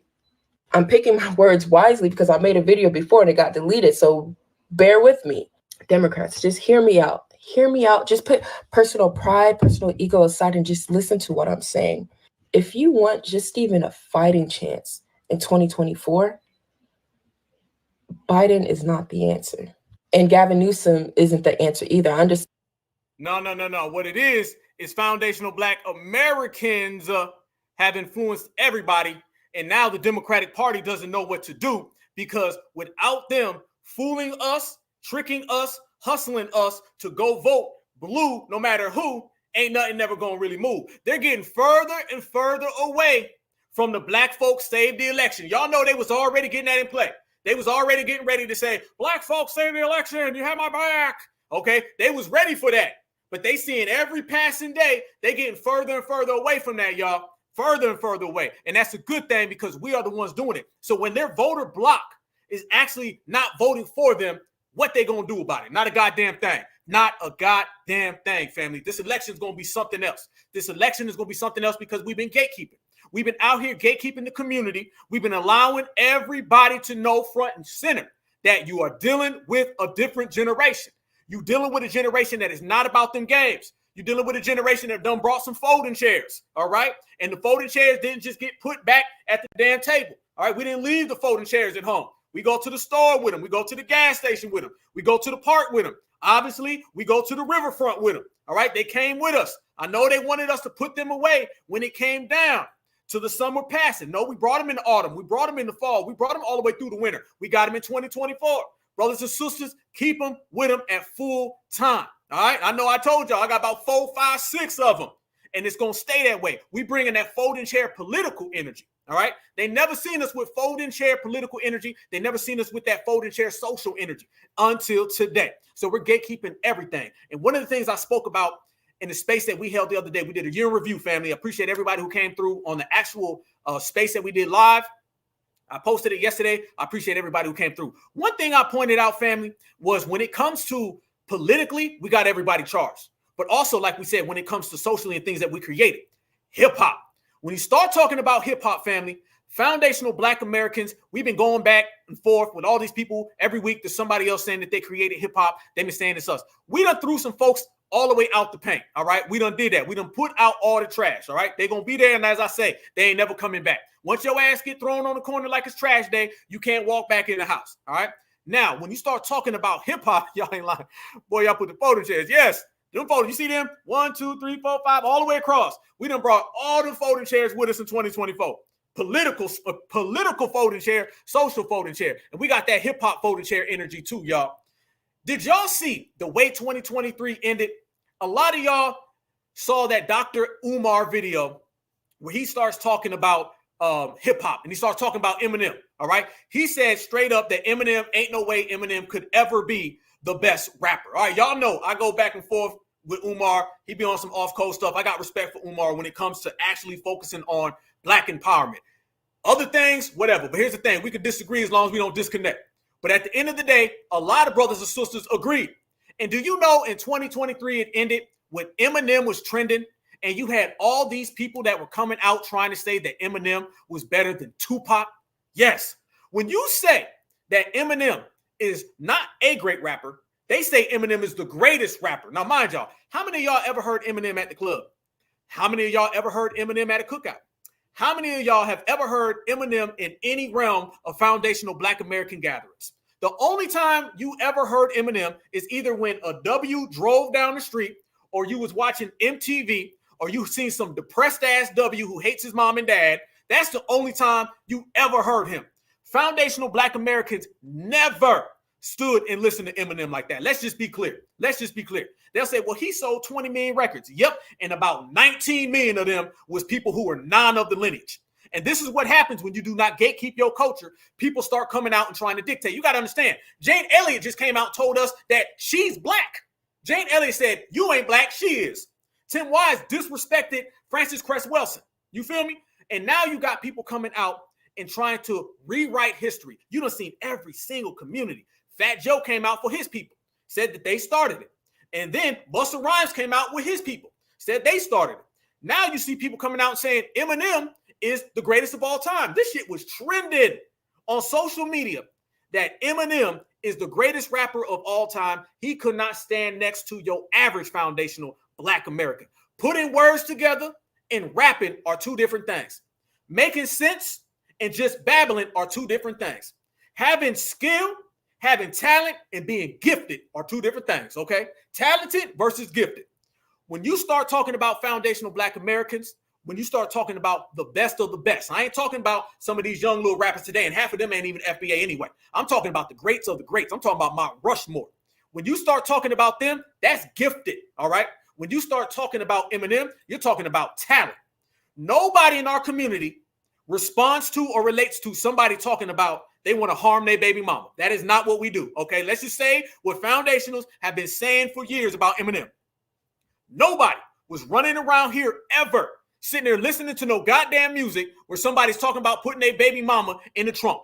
As a matter of fact, if you ever come around and say some stuff like that or listen to some music like that, we gonna throw your ass on the corner. You definitely don't come around foundational Black Americans and say anything about not liking your own mama. This man has woman issues. Had him before, still got him now. He don't like his mama. He don't like his baby mama. He was running around here hanging out with all the brothers, putting the goddamn fitted hats on, the bandanas on. And let's not forget, I'm going to bring something up that they buried and they tried to hide it, is that Eminem came out and he said the N-word, and they had tapes and they had audio, they had footage, and everybody heard it, but didn't nobody say a thing. That should have been the end of all of the Eminem talk, all right? Soon as Eminem came out and he said the N-word and it was on documentation, he started talking about our sisters. Now, it's funny, family. When it starts coming down to his community, you know he would never put out no tapes about that. But yet when it came down to our community, he said the N-word, the tapes got leaked, put out, and everybody tap danced around it. Why did they tap dance around it, y'all? It's because black folks back then were not on code. They was on some saving the day stuff. Yes, they were. They allowed that man to disrespect the community and disrespect our sisters, and they gave him a pass. And then on top of that, y'all, on top of that, yes, 25 plus years old. Yes. On top of all of that, y'all, not only did he disrespect our sisters and got a pass, not only was he running around here dissing all these black folks, he started saying, I'm the best rapper and y'all do not consider me the best because I'm a W. He wasn't talking about anybody else. He's talking about us. See, whenever they say y'all or those people, you know what I'm talking about? What do you mean those people? They're talking about foundational black Americans. So he came out just last year, 2023, and he said, I would be considered the best if I wasn't a W. Basically saying, y'all black folks is racist. He was hitting us with the reverse racism. That's what he was doing.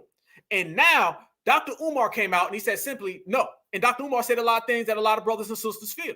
That no, ain't no goddamn way. No. And if you notice, Tony Yayo, Royce the 5'9", if y'all don't know these rappers because they're all C-list rappers, okay? All them D12 dudes, Fat Joe came out, Ed Lover, MC Shan came out. These people came out the woodworks so they could protect Eminem. Eminem has full-time protection, and half his protection comes from other black rappers. This right here are all the rappers that were defending Eminem. That's it right there. Those are the folks that escort these people into our communities. Those are the folks that protect all of these fake-ass rappers, let these folks run amok, disrespect our legends. Mind you, Eminem was the same person that was making fun of Michael Jackson, that was completely making a mockery of Michael Jackson. When Michael Jackson said, respectfully, that he didn't agree with what Eminem said, Eminem made a joke about him and said, I don't care. And he tried to say that Michael Jackson was a you-know-what, all the charges they had on Mike, and he tried to get away with that stuff. Michael Jackson went back, bought his masters, okay? He did a real chess move and a G move, all right? This is what we're talking about when you start dealing with these people. So Dr. Umar came out in an interview and he said, no. There's no way somebody can come into our lineage and do what we do better than us. And this is what we're saying.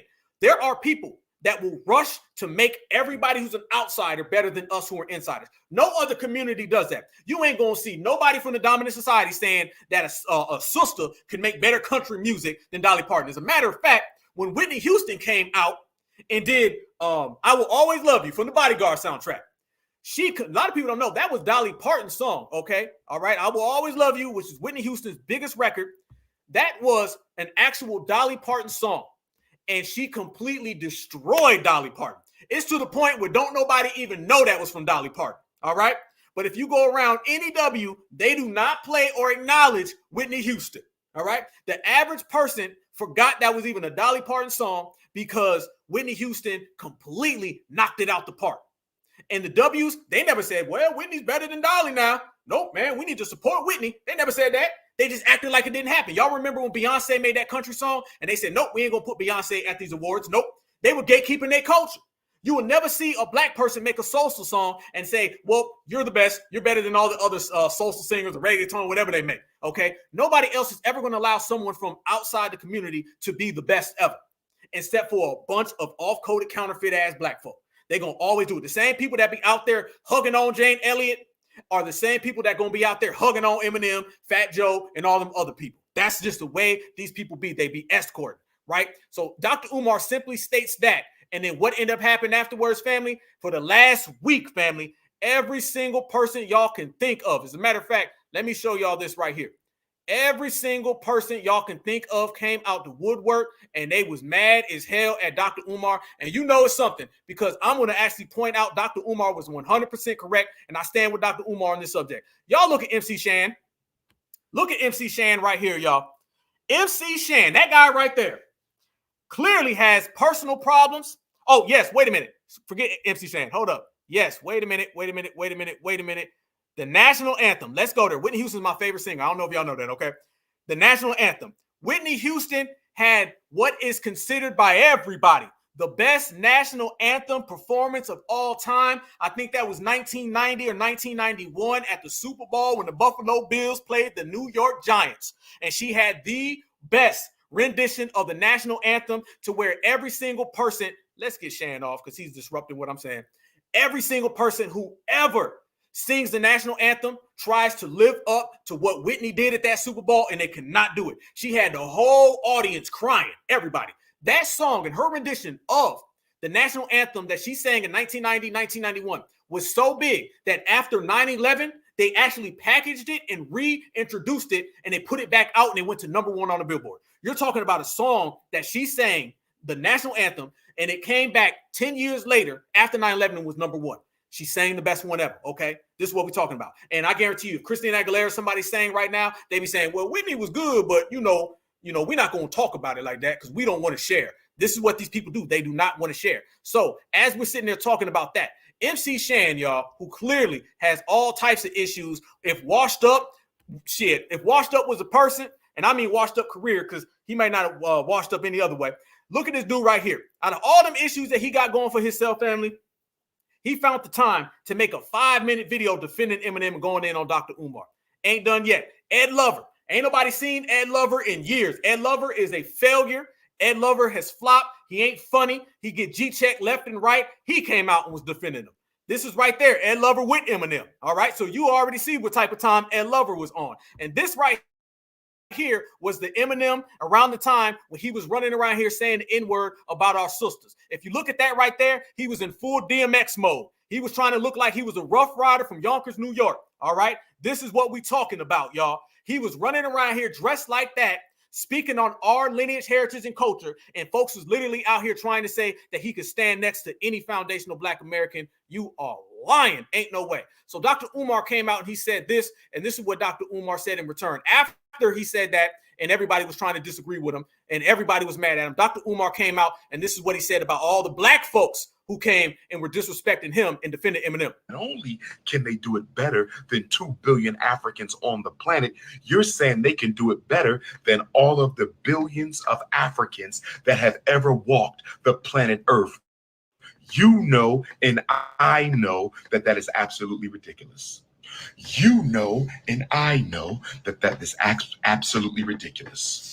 You know, like I know, that that is absolutely ridiculous. And from a cultural integrity perspective, this is not about Mr. Marshall Mathers. I don't have nothing personal against that man. But from a cultural integrity perspective, haven't they stolen enough from us? Haven't they appropriated enough from us? Haven't they robbed, steal, killed, enslaved, lynched, miseducated, mass incarcerated, politically dominated us enough that you mean to tell me that after 404 years, you got Black people running around playing defense attorney and cheerleader for white folks? You got Black people running around after 404 years playing defense attorney and cheerleader. The fact that you got Black people arguing for a white man to be considered the greatest of all time in an African art form. Freeze. Now, first off, it's not African, it's foundational Black American, but y'all know we'd be here for days with that one. Let's move on to what we seen MC Shan said. MC Shan, who y'all ain't seen in years, probably ain't took a shower in years, needs to get his teeth done, broke down, and redone. He found the time to put on that goddamn cape for Eminem, and this is what we're talking about, y'all. The caping days are over. If you running around here with a cape on and you're defending every single thing the dominant society does, if you escorting these people into hip hop, into R&B, into politics, and you're trying to put these people above us to be some type of supervisor or overseer, it's over. Y'all listen to what MC Shan came out to say. And notice he got a hell of a lot of smoke, but he ain't got that type of smoke when you start talking about the dominant society. Watch this. Right. You pick on the wrong people. I understand your... No, but you have to look at the individuals that are the individuals. Eminem deserves, I can't look at Eminem as if he was Mark Zuckerberg and he came into our culture and he just robbed our culture. How do you think Eminem got in this culture? Because he was as ghetto as the rest of the motherfuckers, regardless of his skin. And I would be. Eminem got into the culture because he was ghetto? Eminem got into the culture because he was ghetto. This person basically is saying that our community is relegated to the ghetto. This is that same reason why Fat Joe and all them run around and say, well, I can say the N-word. I'm from the hood. Family, anybody who says that they should be accepted by us because they're from the hood is, in other words, saying that we are all broke and from the hood and we ain't worth nothing, okay? There are black people who are not from the hood, and blackness has been around for years. So these people running around and trying to say that they can do whatever they want in our community because they went to the projects. First off, Eminem was in the trailer. The trailer and the projects, two different goddamn things, okay?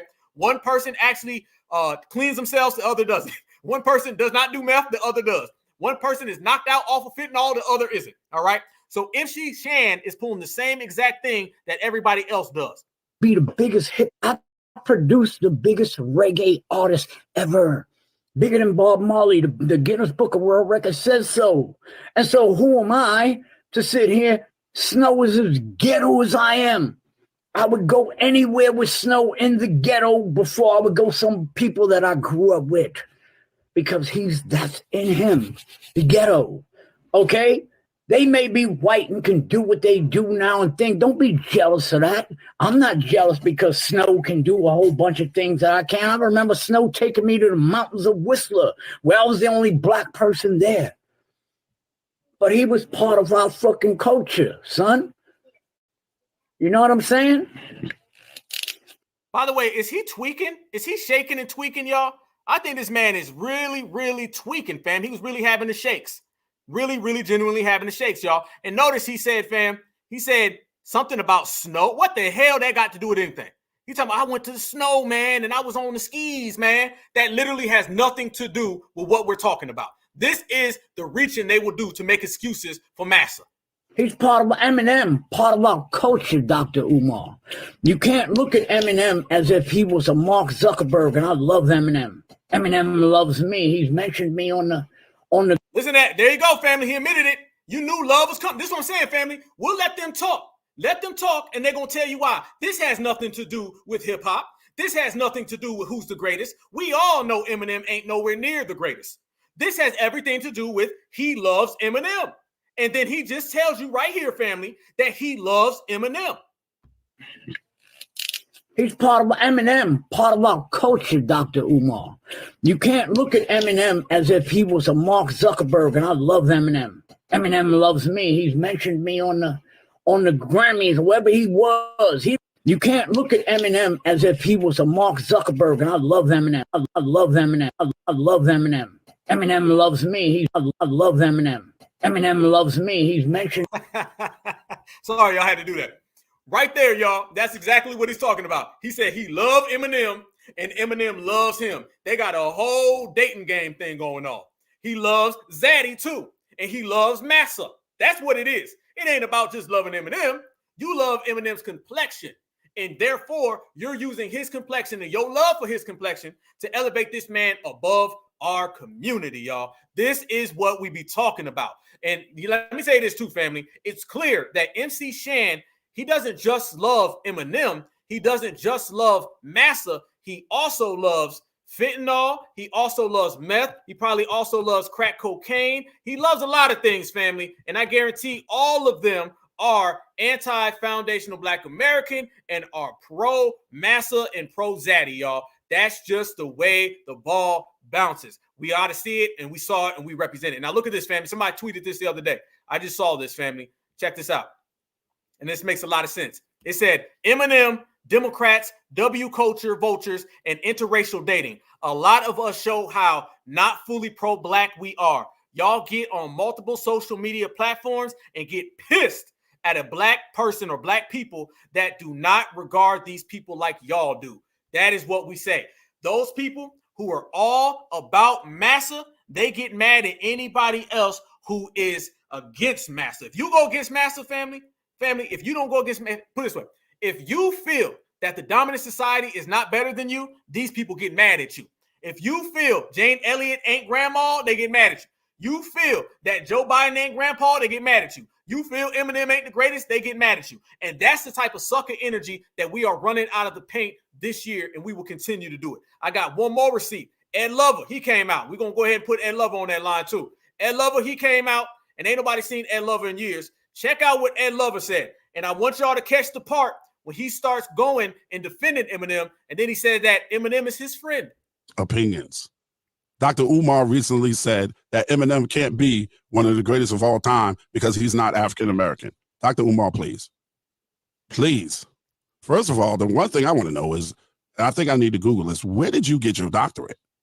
What makes you... Stop right there. Notice he said, where did you get your doctorate to Dr. Umar? So now he has to personally attack Umar because Umar said Eminem wasn't the greatest. This is what I'm saying. It is a sin and blasphemy for you to ever say that the dominant society is not better than us. This is how defeated, submissive, and docile these people are. They want everybody to pipe on master the way they do. And if you do not, then all of a sudden they get tough. All of a sudden they want to call you out. Have you ever seen Ed Lover call out the dominant society? Have you ever seen MC Shan call out the dominant society? All MC Shan does is sit in some shack, and he probably does every form of drug that you can find. All Ed Lover does is wake up every day and be a washed up has-been. But they only start showing their face when it comes to somebody disrespecting Eminem. Have you seen MC Shan or Ed Lover in the last 30 years? No. Are you surprised that the only time you see them is at the end of 2023 so they can come defend Massa Eminem? Yes, this is what they do. You a doctor. And then where did you come from and what makes you an authority on hip hop? No, Eminem don't need Dr. Umar to tell him that he's one of the greatest of all time because we've already have said it. Hip hop is for everybody. Hip hop might have been created by Black people, but the love of music, melodies, and rhymes has spread all over this world. I've never heard any W say that country music is for everybody. I've never seen any Hispanics say that salsa is for everybody. Why in 2024 are folks still coming out and declaring to the world that hip hop is for everyone? Everyone come on in. We're all brothers and sisters. No other genre of music has this open door policy where someone is always on a megaphone saying this is for everybody. This is for the whole world. This is all lives matter. This is how you get your culture gate took, gate snook, and gate grabbed. And foundational Black Americans are the ones who have to step to the plate and do something about it. While we're out here really telling everyone this is our culture, these people are still out here telling everyone to come on in. This is why we're getting rid of that energy. That's like saying Pun can't be one of the greatest of all time because he's not African American, because he was Puerto Rican. Fat Joe don't deserve to be in hip hop because he's not African American. You weren't there, Dr. Umar, respectively. You were not there. I wasn't even there in the very, very beginning of hip hop. I wasn't there with Dougie and Mo D and the Crash Crew and Grandmaster Caz and Sha Rock. I was not there. I wasn't there. I fell in love with the music when it first came out, but I wasn't a part of it. I was on the fringes of it. On going to the Latin Quarter with my sister and them. I was on the fringes on it. I got on in 89. I got on right after the greatest year of hip hop albums dropping, which was 88. I got on in 89. I was able to show those videos and help spread the gospel of hip hop around the world. I am highly respected in hip hop, way more than you, Dr. Umar. So who are you to be saying something like that about Eminem? Who are you to be talking about Eminem can't be a GOAT? That's what these people are talking about. Notice how, family, they always talk about, I was there in the beginning of hip hop and hip hop. They never talk about Blackness. They view their little coming up in New York City as their Blackness.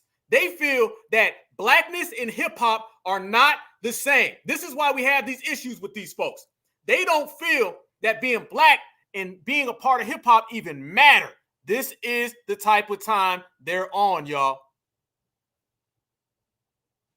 And then it becomes an argument on social media with people that you don't even know arguing about celebrities that you don't know. And I don't know Dr. Umar personally, but when I heard about that, that really fucking bothered me because Eminem is not only a dope ass MC, I consider Eminem a friend. And I know how hard he worked to become. There you go. Right there. I told y'all it was coming. I told you it was coming. I consider Eminem a friend. This is what we was waiting on, family. The dope MC. That really fucking bothered me because Eminem is not only a dope ass MC, I consider Eminem a friend. And I know. Just like MC Shan said, that he loves Eminem, you see right now, it all came back to Eminem is my friend. This is what we're talking about with these people. It is about their personal relationships with these W's. It ain't got nothing to do with the community. It ain't got nothing to do with the lineage, with the heritage or the culture. It all goes back to individually, they love massa. Whether that's a woman, whether that's a man, whether that's a friend or somebody in between, these people love massa and they will get mad at anybody else who does not like massa. That is what we are referring to, family. You knew something about Eminem being his friend was going to come the same way Shan said he loves Eminem. These people are not talking about the community. These people are only talking about the way they personally feel. Know how hard he worked to become the dope MC that he is. Did y'all know that Loud Records passed on Eminem?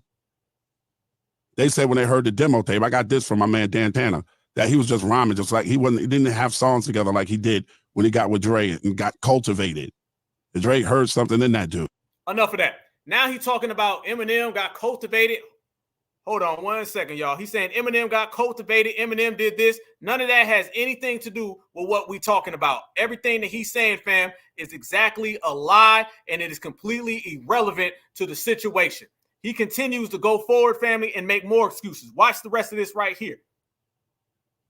To become the dope MC that he is. Did y'all know that Loud Records passed on Eminem? They said when they heard the demo tape, I got this from my man Dan Tanner, that he was just rhyming, just like he didn't have songs together like he did when he got with Dre and got cultivated. And Dre heard something in that dude. Anybody has the right to become one of the greatest of all time. Black people didn't invent basketball. Like, come on, son. Fuck out of here. Opinions. Dr. Umar recently. Anybody has the right to be the greatest of all time. That was the statement we was waiting on, y'all. Anybody has the right to be the greatest of all time. No other community says anything of the sort. No other community runs around and says those things. No other community talks like that. I'm not surprised that that's coming from somebody like that, because that's really what it means. So if anybody has the right to be the greatest of all time in our community, then basically what he's saying is anybody has the right to be our massa. And he's given an open invitation that he wants everybody to come on in and be his massa, family. Y'all already know. So Eminem, nowhere near the greatest. Ed Lover, clearly a tap dancer. And MC Shan is clearly high right now. And we're going to continue to proceed right now.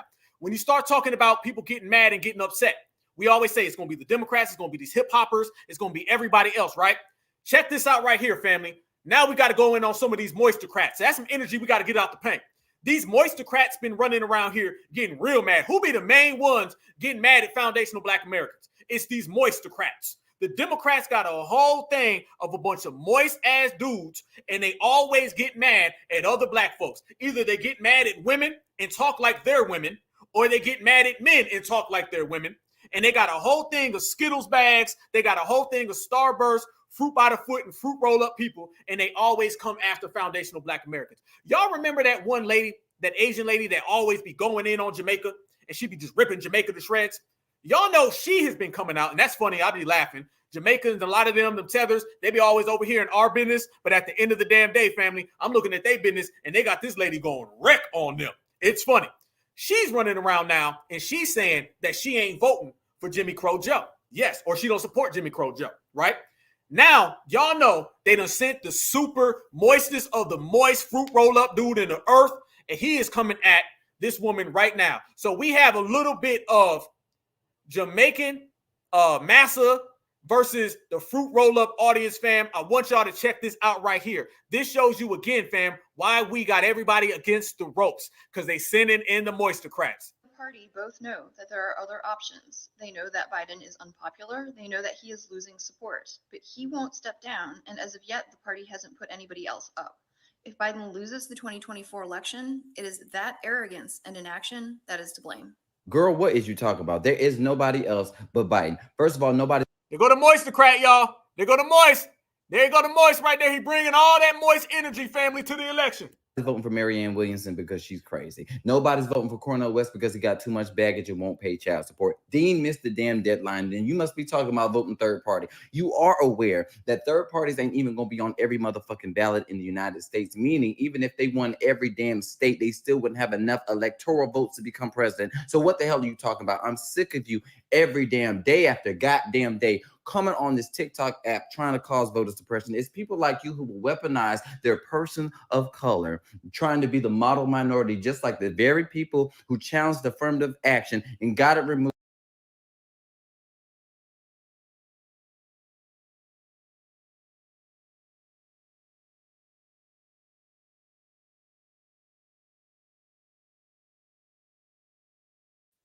Freeze, family. Hold up. We got a real issue now. We got two Democratic voter blocks going at it. You got the Moistercrat going at it with the person of color. This is what we saying, y'all, when we say that they are against the ropes. The Moistercrat, the same one that run around here all day, every which way, makes excuses for the Democrats every way they can find. Now he getting mad at the person of color, and the person of color makes excuses for the Democrats every which way they can find. This shows you that the Dems are in trouble in 2024. You got to see it. You see it. You saw it. It is clear as day, family. He is sitting there going back and forth with this person about why the Democratic Party should continue, while the other one is saying they're going to jump off ship. This is why we sit back and watch.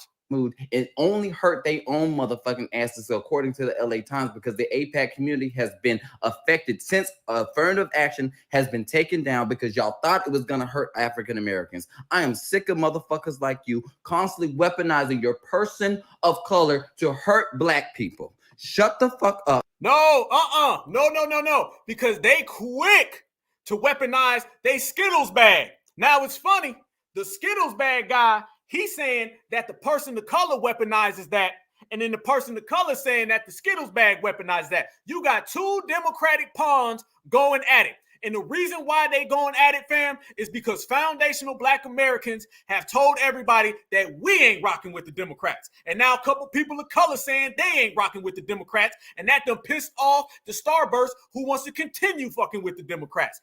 This is what we talking about, family. These folks don't know what to do. Democrats don't know what to do right now, fam. I'm telling y'all, the Democrats are so confused. They not used to none of this. We done messed up their whole electoral.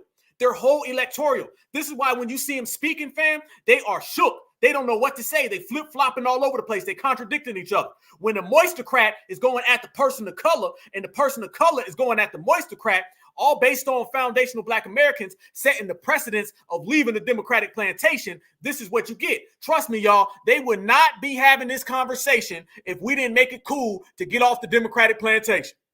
If you don't want to vote for Joe Biden, don't vote for him. We ain't begging you to do shit. Don't vote to your heart's motherfucking content, but don't sit here and use your damn platform to tell other people to drown in your fucking misery. We're voting for Biden because ain't nobody beat Donald Trump but Biden. Name a motherfucker who's beating Donald Trump other than Biden Harris. Nobody else. So if it ain't broke, don't fix it. But if you want to not vote, don't. But don't tell us what the fuck to do. That part. Oh, I'm sorry, y'all. I enjoy every second of that. Oh, I enjoy it all, family. I enjoy it all because it has foundational Black American fingerprints influence over everything. That's cool. I ain't even tripping. He sat there and said a whole bunch of nonsense. That's cool because neither one of them got something to do with us. No. This person of color, this person of fruit roll up. All right. Person of color don't like fruit roll up don't like him. They're going back and forth all goddamn day long. Foundational Black Americans sitting back enjoying the whole goddamn show because either way, our agenda, our policy, and our approach ain't going to change. We made it clear. Everybody know what type of time we on. Our time is our own time, independent time, certified energy time. They're not. So we loving it. All I know is that all of that right there, that bickering and back and forth, these are two trolls, y'all. Let's make this clear. This troll right here and this troll right here, these two people right there in the video, these are people who get on TikTok every day, Twitter every day, Instagram every day, and say a whole bunch of babbling nonsense. But it's funny because you don't typically see two trolls going at it like this until now. Because foundationals done made it cool to get off the Democratic plantation. And I'm making a prediction, y'all. It ain't going to stop. No. You're going to see more and more of that right there. This is going to only amplify. You're going to see more troll on troll crime. Okay, this is troll on troll violence. This is Democratic shield on Democratic shield violence. We got all these people going back and forth. Earlier, we literally played a clip of Palestinians saying, no ceasefire, no vote. You seen Moisture, Meth Head Matt, and he was saying, vote blue no matter who is over with. Now you got the person of color versus the Skittles bag, all right? You got the person of color versus the Starburst. These people are going back and forth all day. And I'm telling you, in 2024, we are going to see more and more of that. It is not going to stop, y'all. It is only going to get bigger and bigger and bigger because these people are literally following our suit. And the same way that they want to get in on everything that we created is the same way that they're going back and forth all the way across the board, y'all. This is a good thing. You know, I'm always putting up certain items, certain things that go on where some people sit back and watch it. And I always see the way we can exploit it. If we're going to be out here and we really going to play chess, everybody say we need to quit playing checkers and play chess. Well, the best way you do that is to sit back and watch two ops go at it. If op on the left and op on the right got a problem, that's good for me. That's good for me. I ain't getting involved. See, black folks used to get involved in that stuff. Jump in and say, I'm on that side. No, I'm on this side. I ain't on neither side. Only side I'm on is foundational Black Americans. So that has nothing to do with us. Nothing at all. But it does show you that the Democratic voter bloc and their electoral got a whole bunch of inner turmoil. The inner turmoil that's going on with the Democrats are going to be the thing that causes the Democrats to go right down, and you're seeing all the polling numbers and everything showing it. So we taking advantage of that. That's the Moistercrat on the corner like it's trash day. That's Massa Grandma on the corner like it's trash day. Tim Wise on the corner like it's trash day. We taking MC Shan, Ed Lover, Eminem, all of them are on the corner like it's trash day. We taking out the trash. But you know that we've been breaking down immigration right here. And you know that they've been trying to replace us. That's something that's ever very, very prevalent that's been going on in 2024. Check this out right here, family. We got footage of these people going into these hotels, y'all. Yes, they are. We got footage of these folks going into these hotels. We got footage of these folks getting tangibles above us. And the next people that we're going to break down are Eric Adams, and we're going to break down all the damn way Brandon Johnson. Check out this footage right here, family. This is what we've been exposing. A lot of these people who've been coming out and saying that they're against immigration is because foundational Black Americans have been dropping receipts like this where they cannot deny it. Yeah, they going into hotel rooms. But what about the American homeless, though? As you can see. Well, look at them. They broke into the country illegally. Look at them. African countries. Look at this. All different cultures. They broke in the country illegally. And they getting put in hotels. What about the American people? What about the American homeless? What about the American homeless? They can't sleep on benches and parks. They got tents everywhere. What about the American homeless? How come they're not going to hotels? How come what about the American veteran? You see that? People. How come he ain't going in a hotel? The homeless veteran. More of the bikes right here. Let's just see what's going on with the bikes. How they get around. Man, whoever's selling scooters in New York or the Jersey area, they have came up big. The scooters everywhere.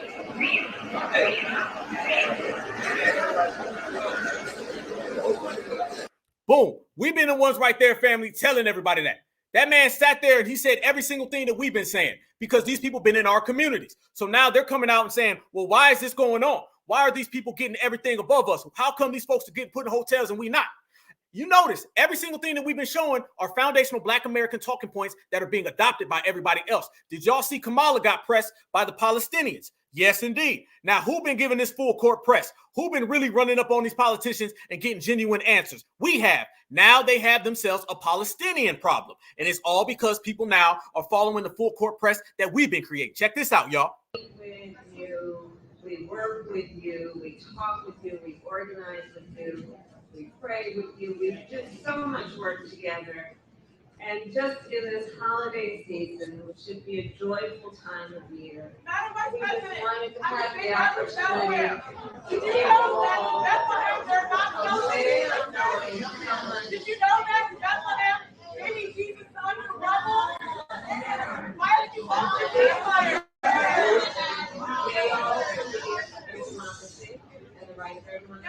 Why did you vote for ceasefire? And so I appreciate you wanting to be heard right now. I'm speaking. They never had to deal with that before, family.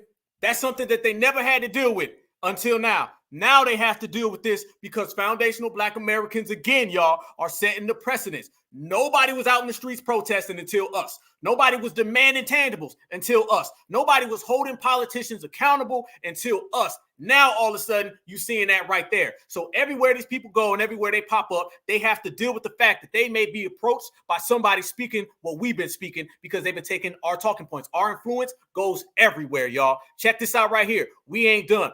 This is what they're giving to all of these migrants. Y'all know last week I broke down that the migrant crisis and immigrant invasion is something that goes bigger than just your average everyday Democratic Party, Democratic politician, all right? I broke down a whole lot of things, the IOM, I broke down the United Nations and everything. I got a few updates and receipts for that I want to give everybody. You see now all across the country that they're starting to give all of these different groups a bunch of tangibles and benefits and free things that they do not provide for us. And since we've been out here highlighting it and breaking it down, now they're being forced to address it. Check this out right here, family. This is what's going on with these people getting things that foundational Black Americans have been fighting for. And this is why immigration is going down. And this is why everyone knows that this is going to be one of the main things that affect this next election. Starting January 1st, California will become the first state in the nation to offer health insurance to undocumented immigrants. Under the expansion. Undocumented insurance. One more time. Starting January 1st, California will become the first state in the nation to offer health insurance to undocumented immigrants. Under the expansion, more than 700,000 people between the ages of 26 and 49 will be eligible for Medi-Cal. CBS 8's Rocio de la Fe takes a look at the new law and how immigrant rights advocates are reacting. Remember that. Immigrant rights advocates. That all goes back to what we were speaking of last week, family, in terms of this being an apparatus that goes to the highest forms of government and how the IOM, United Nations, is right here actively in the United States of America and how Joe Biden put in his own advisor that represents his administration at the UN. And it is all going on right now. This is a play of what they're talking about. And right after this, family, I'm going to show you a receipt of the actual receipts that they have. So it's going to be a receipt of a receipt. And you're going to see where the money is coming from. This is what we got. We got real, genuine facts on the table. Immigrant rights advocates call the expansion of health care for undocumented immigrants a major milestone in California. This is a really major step in California. Advocates for immigrant rights are celebrating a monumental victory in the fight for more inclusive health care. I'm so grateful again. I think it's really, really important to think about how big of a precedent this is for the entire nation. Nettie Velasquez is the border policy coordinator at Alliance San Diego. Right there, family. Check it out. These are all names that we put on the table last week when you start talking about who are the people behind all of this influx of money and where all this cash comes from. When you look at the IOM and all the sister organizations, and that's what you have to watch, family. You have to watch for the sister organizations. You will see these names pop up. And mind you, that's just San Diego. So when you see Alliance San Diego, that means there's also an Alliance San Antonio. There's also an Alliance Houston. There's also an Alliance St. Louis and all over the country. That's why she said all over the country. She's a DACA recipient who has been fighting and advocating for health expansion for years. A lot of undocumented people and, a lot of low-income people, because they don't have access to these resources, they wait until the very end to hold. Low income family, but they skip over the people who have been placed at the bottom economically. Hopefully receive some care, and by then it's too late, and we shouldn't have to have people, waiting until they're feeling ill to go to the doctor. We should have preventative care, and that's why this is so important. Those who are eligible will be able to qualify for Medi-Cal, the state's health insurance program for low-income individuals. Medi-Cal offers access to primary and preventative care, specialists, prescription medicine, and more. They also deserve a right to have access to primary needs that they don't generally have access to. Undocumented people between the ages of 26 and 49 will be eligible for Medi-Cal. Velasquez says having access to health care is a necessity the immigrant community shouldn't have to put on hold. I do think a lot of people for so long have literally been neglecting their health because it just hasn't been accessible to them. California Republicans have argued that the state's Medi-Cal system could overload the state's budget. Velasquez says she thinks the state is moving in the right direction, but believes there's still more work to be done. That's because many undocumented Californians will still remain ineligible for Medi-Cal because that part. Now, family, when you start seeing those type of things pop up and you start seeing these folks get all of those extra benefits and everything that comes along to them, I want to show y'all where the money is coming from, and I want to show you who are the main people behind it. This is basically an update to last week when we broke the massive story in the new black media about what's been going on behind the scenes at the UN and how these things like that get pushed forth. When we sit back, family, and we see stories like that come out and we see all this money, and we see all these tangibles, and we see all these benefits that these folks come from, and they get millions of billions of dollars. Trust me, y'all, that is a $1 billion policy that is going to non-Black Americans and just non-Americans in general. I showed y'all last week the actual map of where these organizations are placed. Let me show you something that goes even further than that. I'm going to show you the main reason why they wanted Donald Trump out of office. And I'm going to show you the main reason why, family. They said this guy cannot come back because he was actually going out to the point, y'all, where he was getting out of some of these treaties. He was getting out of some of these UN reps, and they did not like that by no means. That right there, family, is what we were talking about the other day. That right there is where all of these people are being placed. That shows you port of entries. That shows you where they're being flown into. That shows you what time and date their asses are getting there. That shows you exactly the routes that these migrants are taking.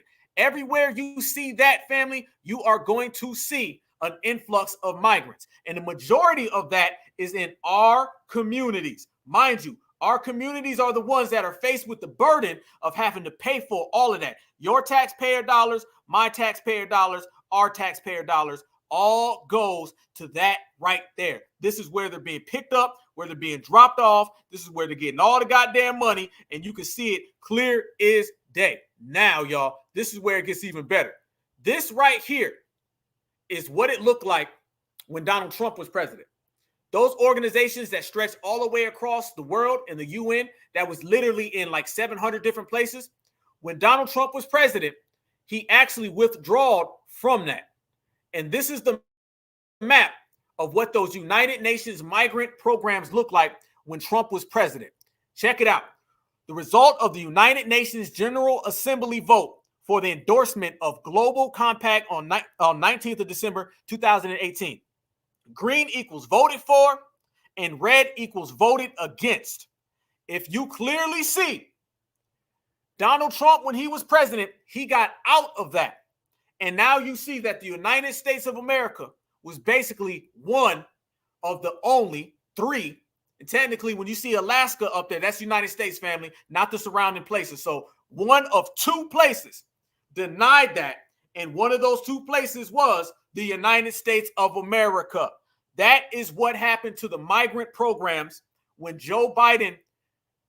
when Donald Trump became president and Joe Biden got pushed out, or Joe Biden came into presidency. He flip-flopped that whole map and he added the last place. When Donald Trump was president, he withdrew from a lot of those international, damn near smuggling migrant things. So a lot of that money was cut off and these folks did not get it, family. This is what you're seeing. These maps, they never show you. They never put them on the forefront. They never give you the real access. We will, y'all. This is the way the actual map changed. So a lot of those international organizations and a lot of those UN migrant influx committees, they were not able to have access to the United States of America. And that's why the immigration process slowed down. Trust me when I tell you, the immigration process did not just automatically speed up when Joe Biden became president. It sped up because it was designed to speed up. It sped up because once he got into these committees and these organizations, all these people came running into the country based on being a part of that. When Donald Trump was president and he withdrew from it, these people and these access to organizations were not allowed to come here. So if they're not allowed to come here, then that means money's dry.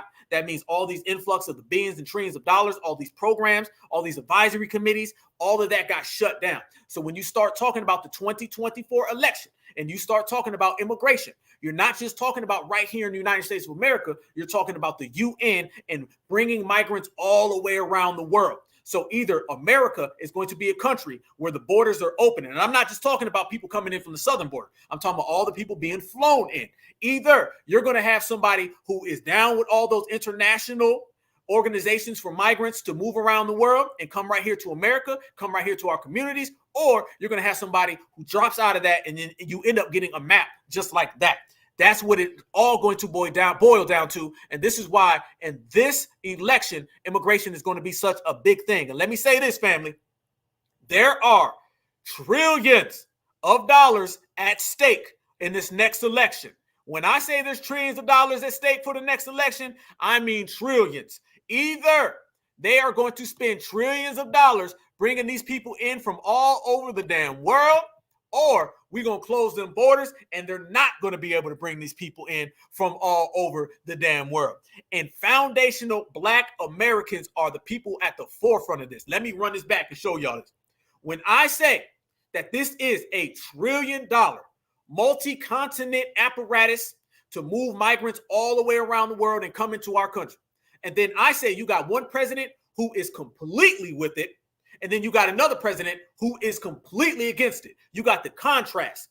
The thing that stands in the middle of all that is the Democratic Party's #1 voter bloc, Black Americans. You see, when you are the #1 voter bloc for the party that wants to bring in immigrants the most, that means your voter bloc has the most power on them winning an election.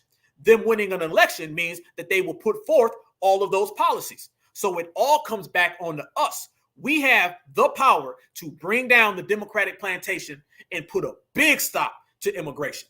This is what it's all about. This is why they will throw every Democratic shield at us. This is why they will throw the Skittles bag. This is why they will throw the fruit roll up, the minorities, the people of colors. They will throw all of them at us, family, because they know that if we, their #1 voter bloc, gets off of their plane, then they have nothing else to do but then to shut down half of those programs. They want another 4 years so they can institute them completely. But if we take those last 4 years and stop it dry, you're stopping immigration. So basically what I'm saying is foundational Black Americans, we stop voting for the Democratic Party. They lose their #1 voter bloc. They lose to Donald Trump. He shuts down the borders, and we are the ones who brought it all to light. And we got the power to do it, and we had the responsibility to do it. Why do we have the responsibility? Because these people are coming into our communities the most. That map you see right there affects us the most.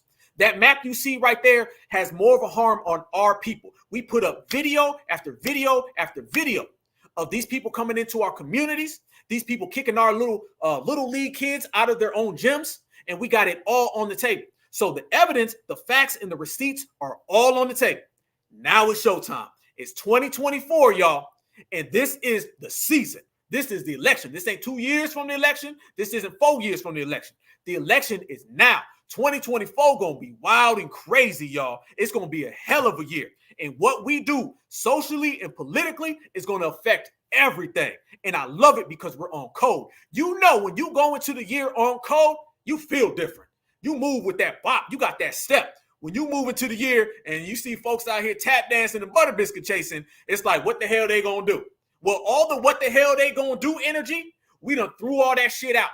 All the certified foundational Black American energy is in full effect. So I want y'all to check this out that only further proves what we say about those borders getting closed and the big, big, big power that we have that will not only impact this next election, not only impact the next 10 years, but it will also impact the way this country works out in terms of population. This is what Donald Trump was saying. Think about that map I just showed you and think about that video I just played you with them saying all those undocumented people are getting access to insurance that we don't have, access to tangibles that we don't have, being taken care of in every shape, form, or fashion that we've never received. And look at the option to that. Joe Biden is running a nonstop conveyor belt, importing illegal aliens from all over the world into our country, and the Biden Department of Homeland Security is abusing its so-called parole authority to give them more governmental benefits than many law-abiding citizens, including our vets. Our vets are being taken advantage of. Our citizens are being taken advantage of. It's very unfair, and it's not going to stand. Under this horrendous abuse of power, millions of illegals will be eligible for billions and billions of dollars in welfare benefits, courtesy of you, the American taxpayer. So not only is Crooked Joe surrendering your borders and your sovereignty, he is stealing your hard-earned money to redistribute it to people who have no business being in our country. They should be in their country. This is not sustainable by anybody, certainly not sustainable by us. The United States is trillions of dollars in debt, yet the radical left Democrats are illegally dispensing public benefits to illegals while they try to massively raise your taxes. The radical left communists hate you, and they hate our middle class. Under Biden's scheme, the benefits that will go to illegal aliens include food stamps, free health care, welfare checks, and a host of other programs, the likes of which you would not even believe. In addition, Biden is also giving illegal aliens work permits to take jobs away from American citizens. And then if they have children, not only do the children get automatic citizenship, but they unlock a trove of additional government benefits flowing to illegal immigrant households. In the meantime, our vets suffer and our citizens suffer. Tell me where the lie is.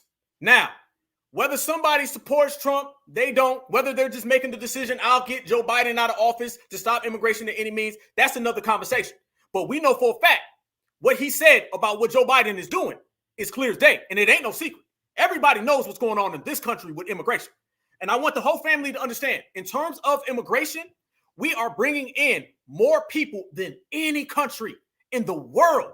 The United States of America receives more illegal immigrants than anybody. There are actually countries combined that do not have as many as the United States of America.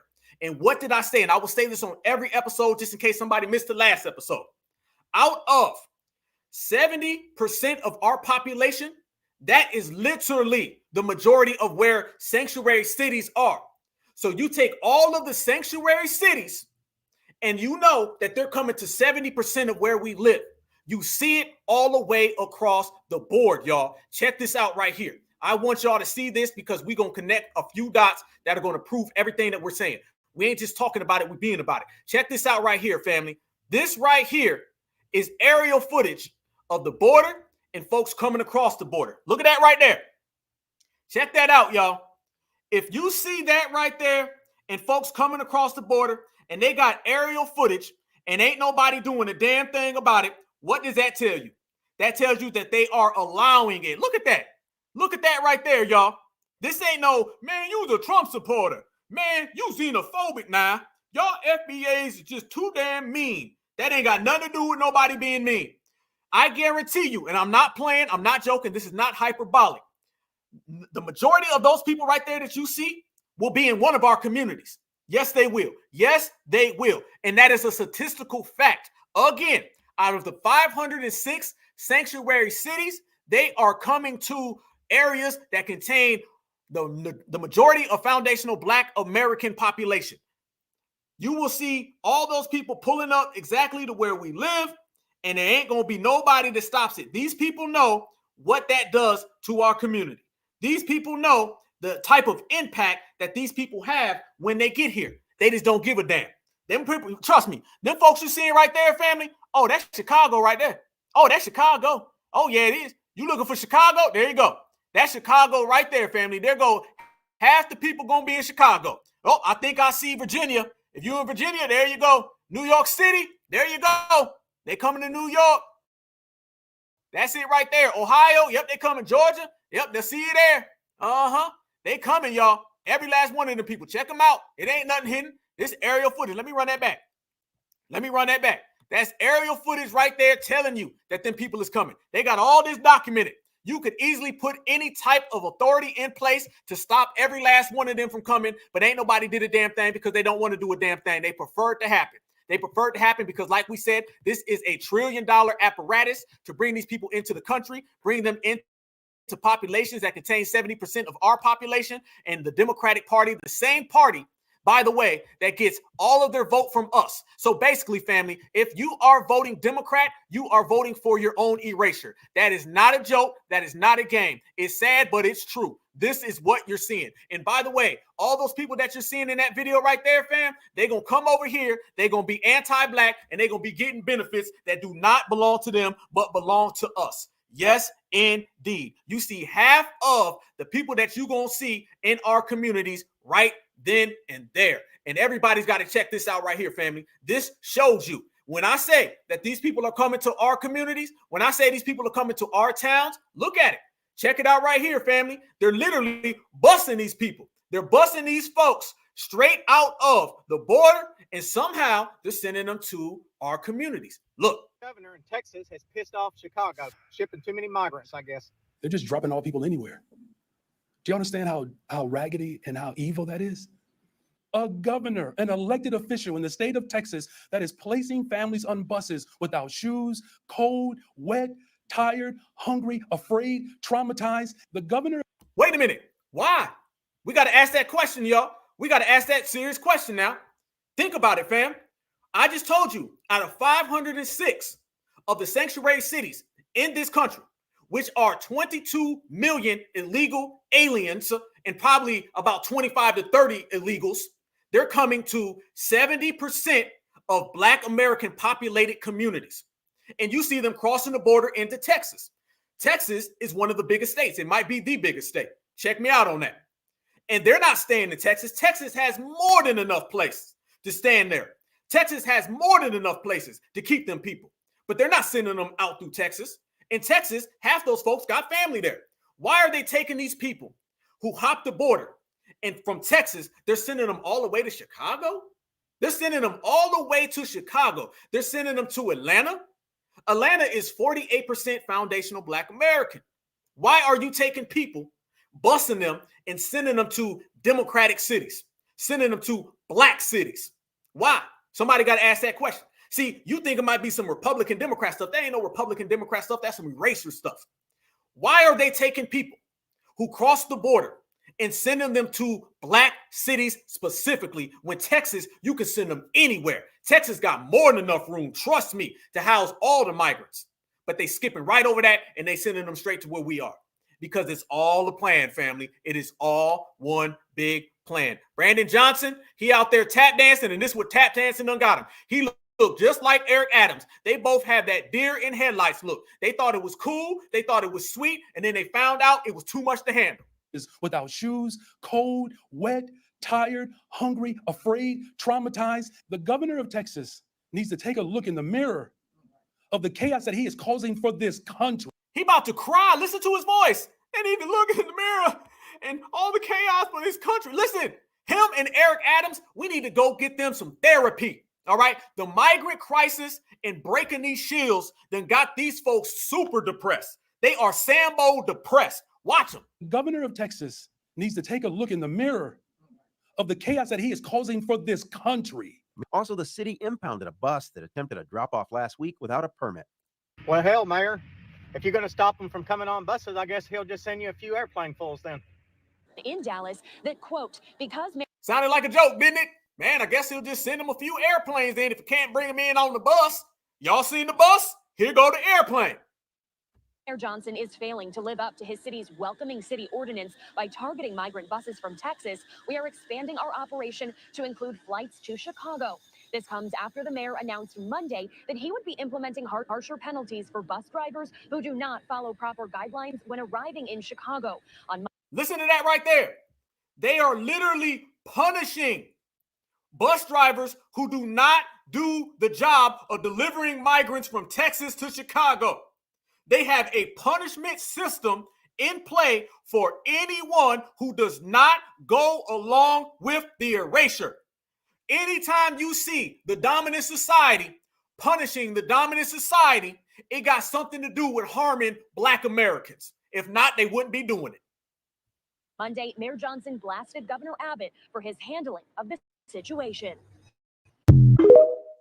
G-check, G-check, G-check, family. You know, it looks like our governor. flying them in from every which way they can fly them in, bringing them into our communities straight like that, and they do not give a damn how it go down. Yes, indeed, facts all the way across the board, y'all. But I told you we got a receipt of the receipt. Let me show y'all a receipt right here, y'all. Check this one out right now. This is a receipt of what's going on, and I'm going to show you how this literally is a $1 trillion organizational attack on us. Check this out right here, family. When we say that immigration is getting spent, now I'm not talking about the money they tell you on television. See, on television, fam, they're going to be like, well, you know, it's a lot of money now. We can't really account for how much money it is. No. Check this out right here, family. This is the Omnibus Bill 2022. All right. Continuing the Appropriations Act. 2.9 billion. Ho, family, please smash that like button. Smash that like button. We still got 500 people in the building. We started all family, and we're going to finish all the way live. This right here is the Foundational Black American Certified Black Society, Black Alpha Network exclusive. I have attained the actual money account for what immigration costs us. Everybody says immigrants cost this and migrants and how much money could be. This is the on the books money. And what we found out before, fam, is anytime you find out the on the books money, go ahead and multiply that by another few billion. So I'm going to give you the on the books. You can go ahead and do your own math for off the books, but I guarantee you what you're going to find is that this is a $1 trillion organizational pool to take migrants and to put them strategically in Black American communities and to put them where we live. Therefore, they can elevate them above us. Check out these numbers right here, family. Continuing the Appropriations Act. It's all in print. Black Alpha Network exclusive certified Black Society. Please smash that like button. 2.9 billion for debt of state migration and refugee assistance. All right. For necessary expenses not otherwise provided for, to enable the Secretary of State to carry out the provisions of Section 2A and B of the Migration and Refugee Assistance Act of 1962 and other activities to meet refugees and migrational needs. One more time, to meet refugee and migration needs, salaries and expenses of personal and dependents as authorized by the Foreign Service Act of 1980. It all goes to the top. Allowances of authorized by sections 5921 through 5925 of Title V United States Code, purchase and hire of passenger motor vehicles and services authorized by section 3109 of Title V United States Code. $2.9 billion to retain and remain available until expended, of which $5 billion shall be made available for refugees resettling. The United States Emergency Refugee and Migrant Assistance Fund for necessary expenses to carry out provisions of Section 2C, the Migration and Refugee Assistance Act of 1962. An additional $100,000 to remain available until expended, provided that the amounts in excessive of the limitations contained in paragraph 2, such shall be transferred to merge with funds made available by this act under heading the Migrant and Refugee Assistance. Mind you, they say allowances and they say for motor and vehicles, which means that they are paying people to come across the border and they are paying people to transfer these folks across the border. This is why we always see footage of these folks on these buses and they are being paid handsomely. And that's why we just showed the video of them saying, if you come over here and you do not abide by helping these people on planes, helping these people get to their destinations, then you are violating this code.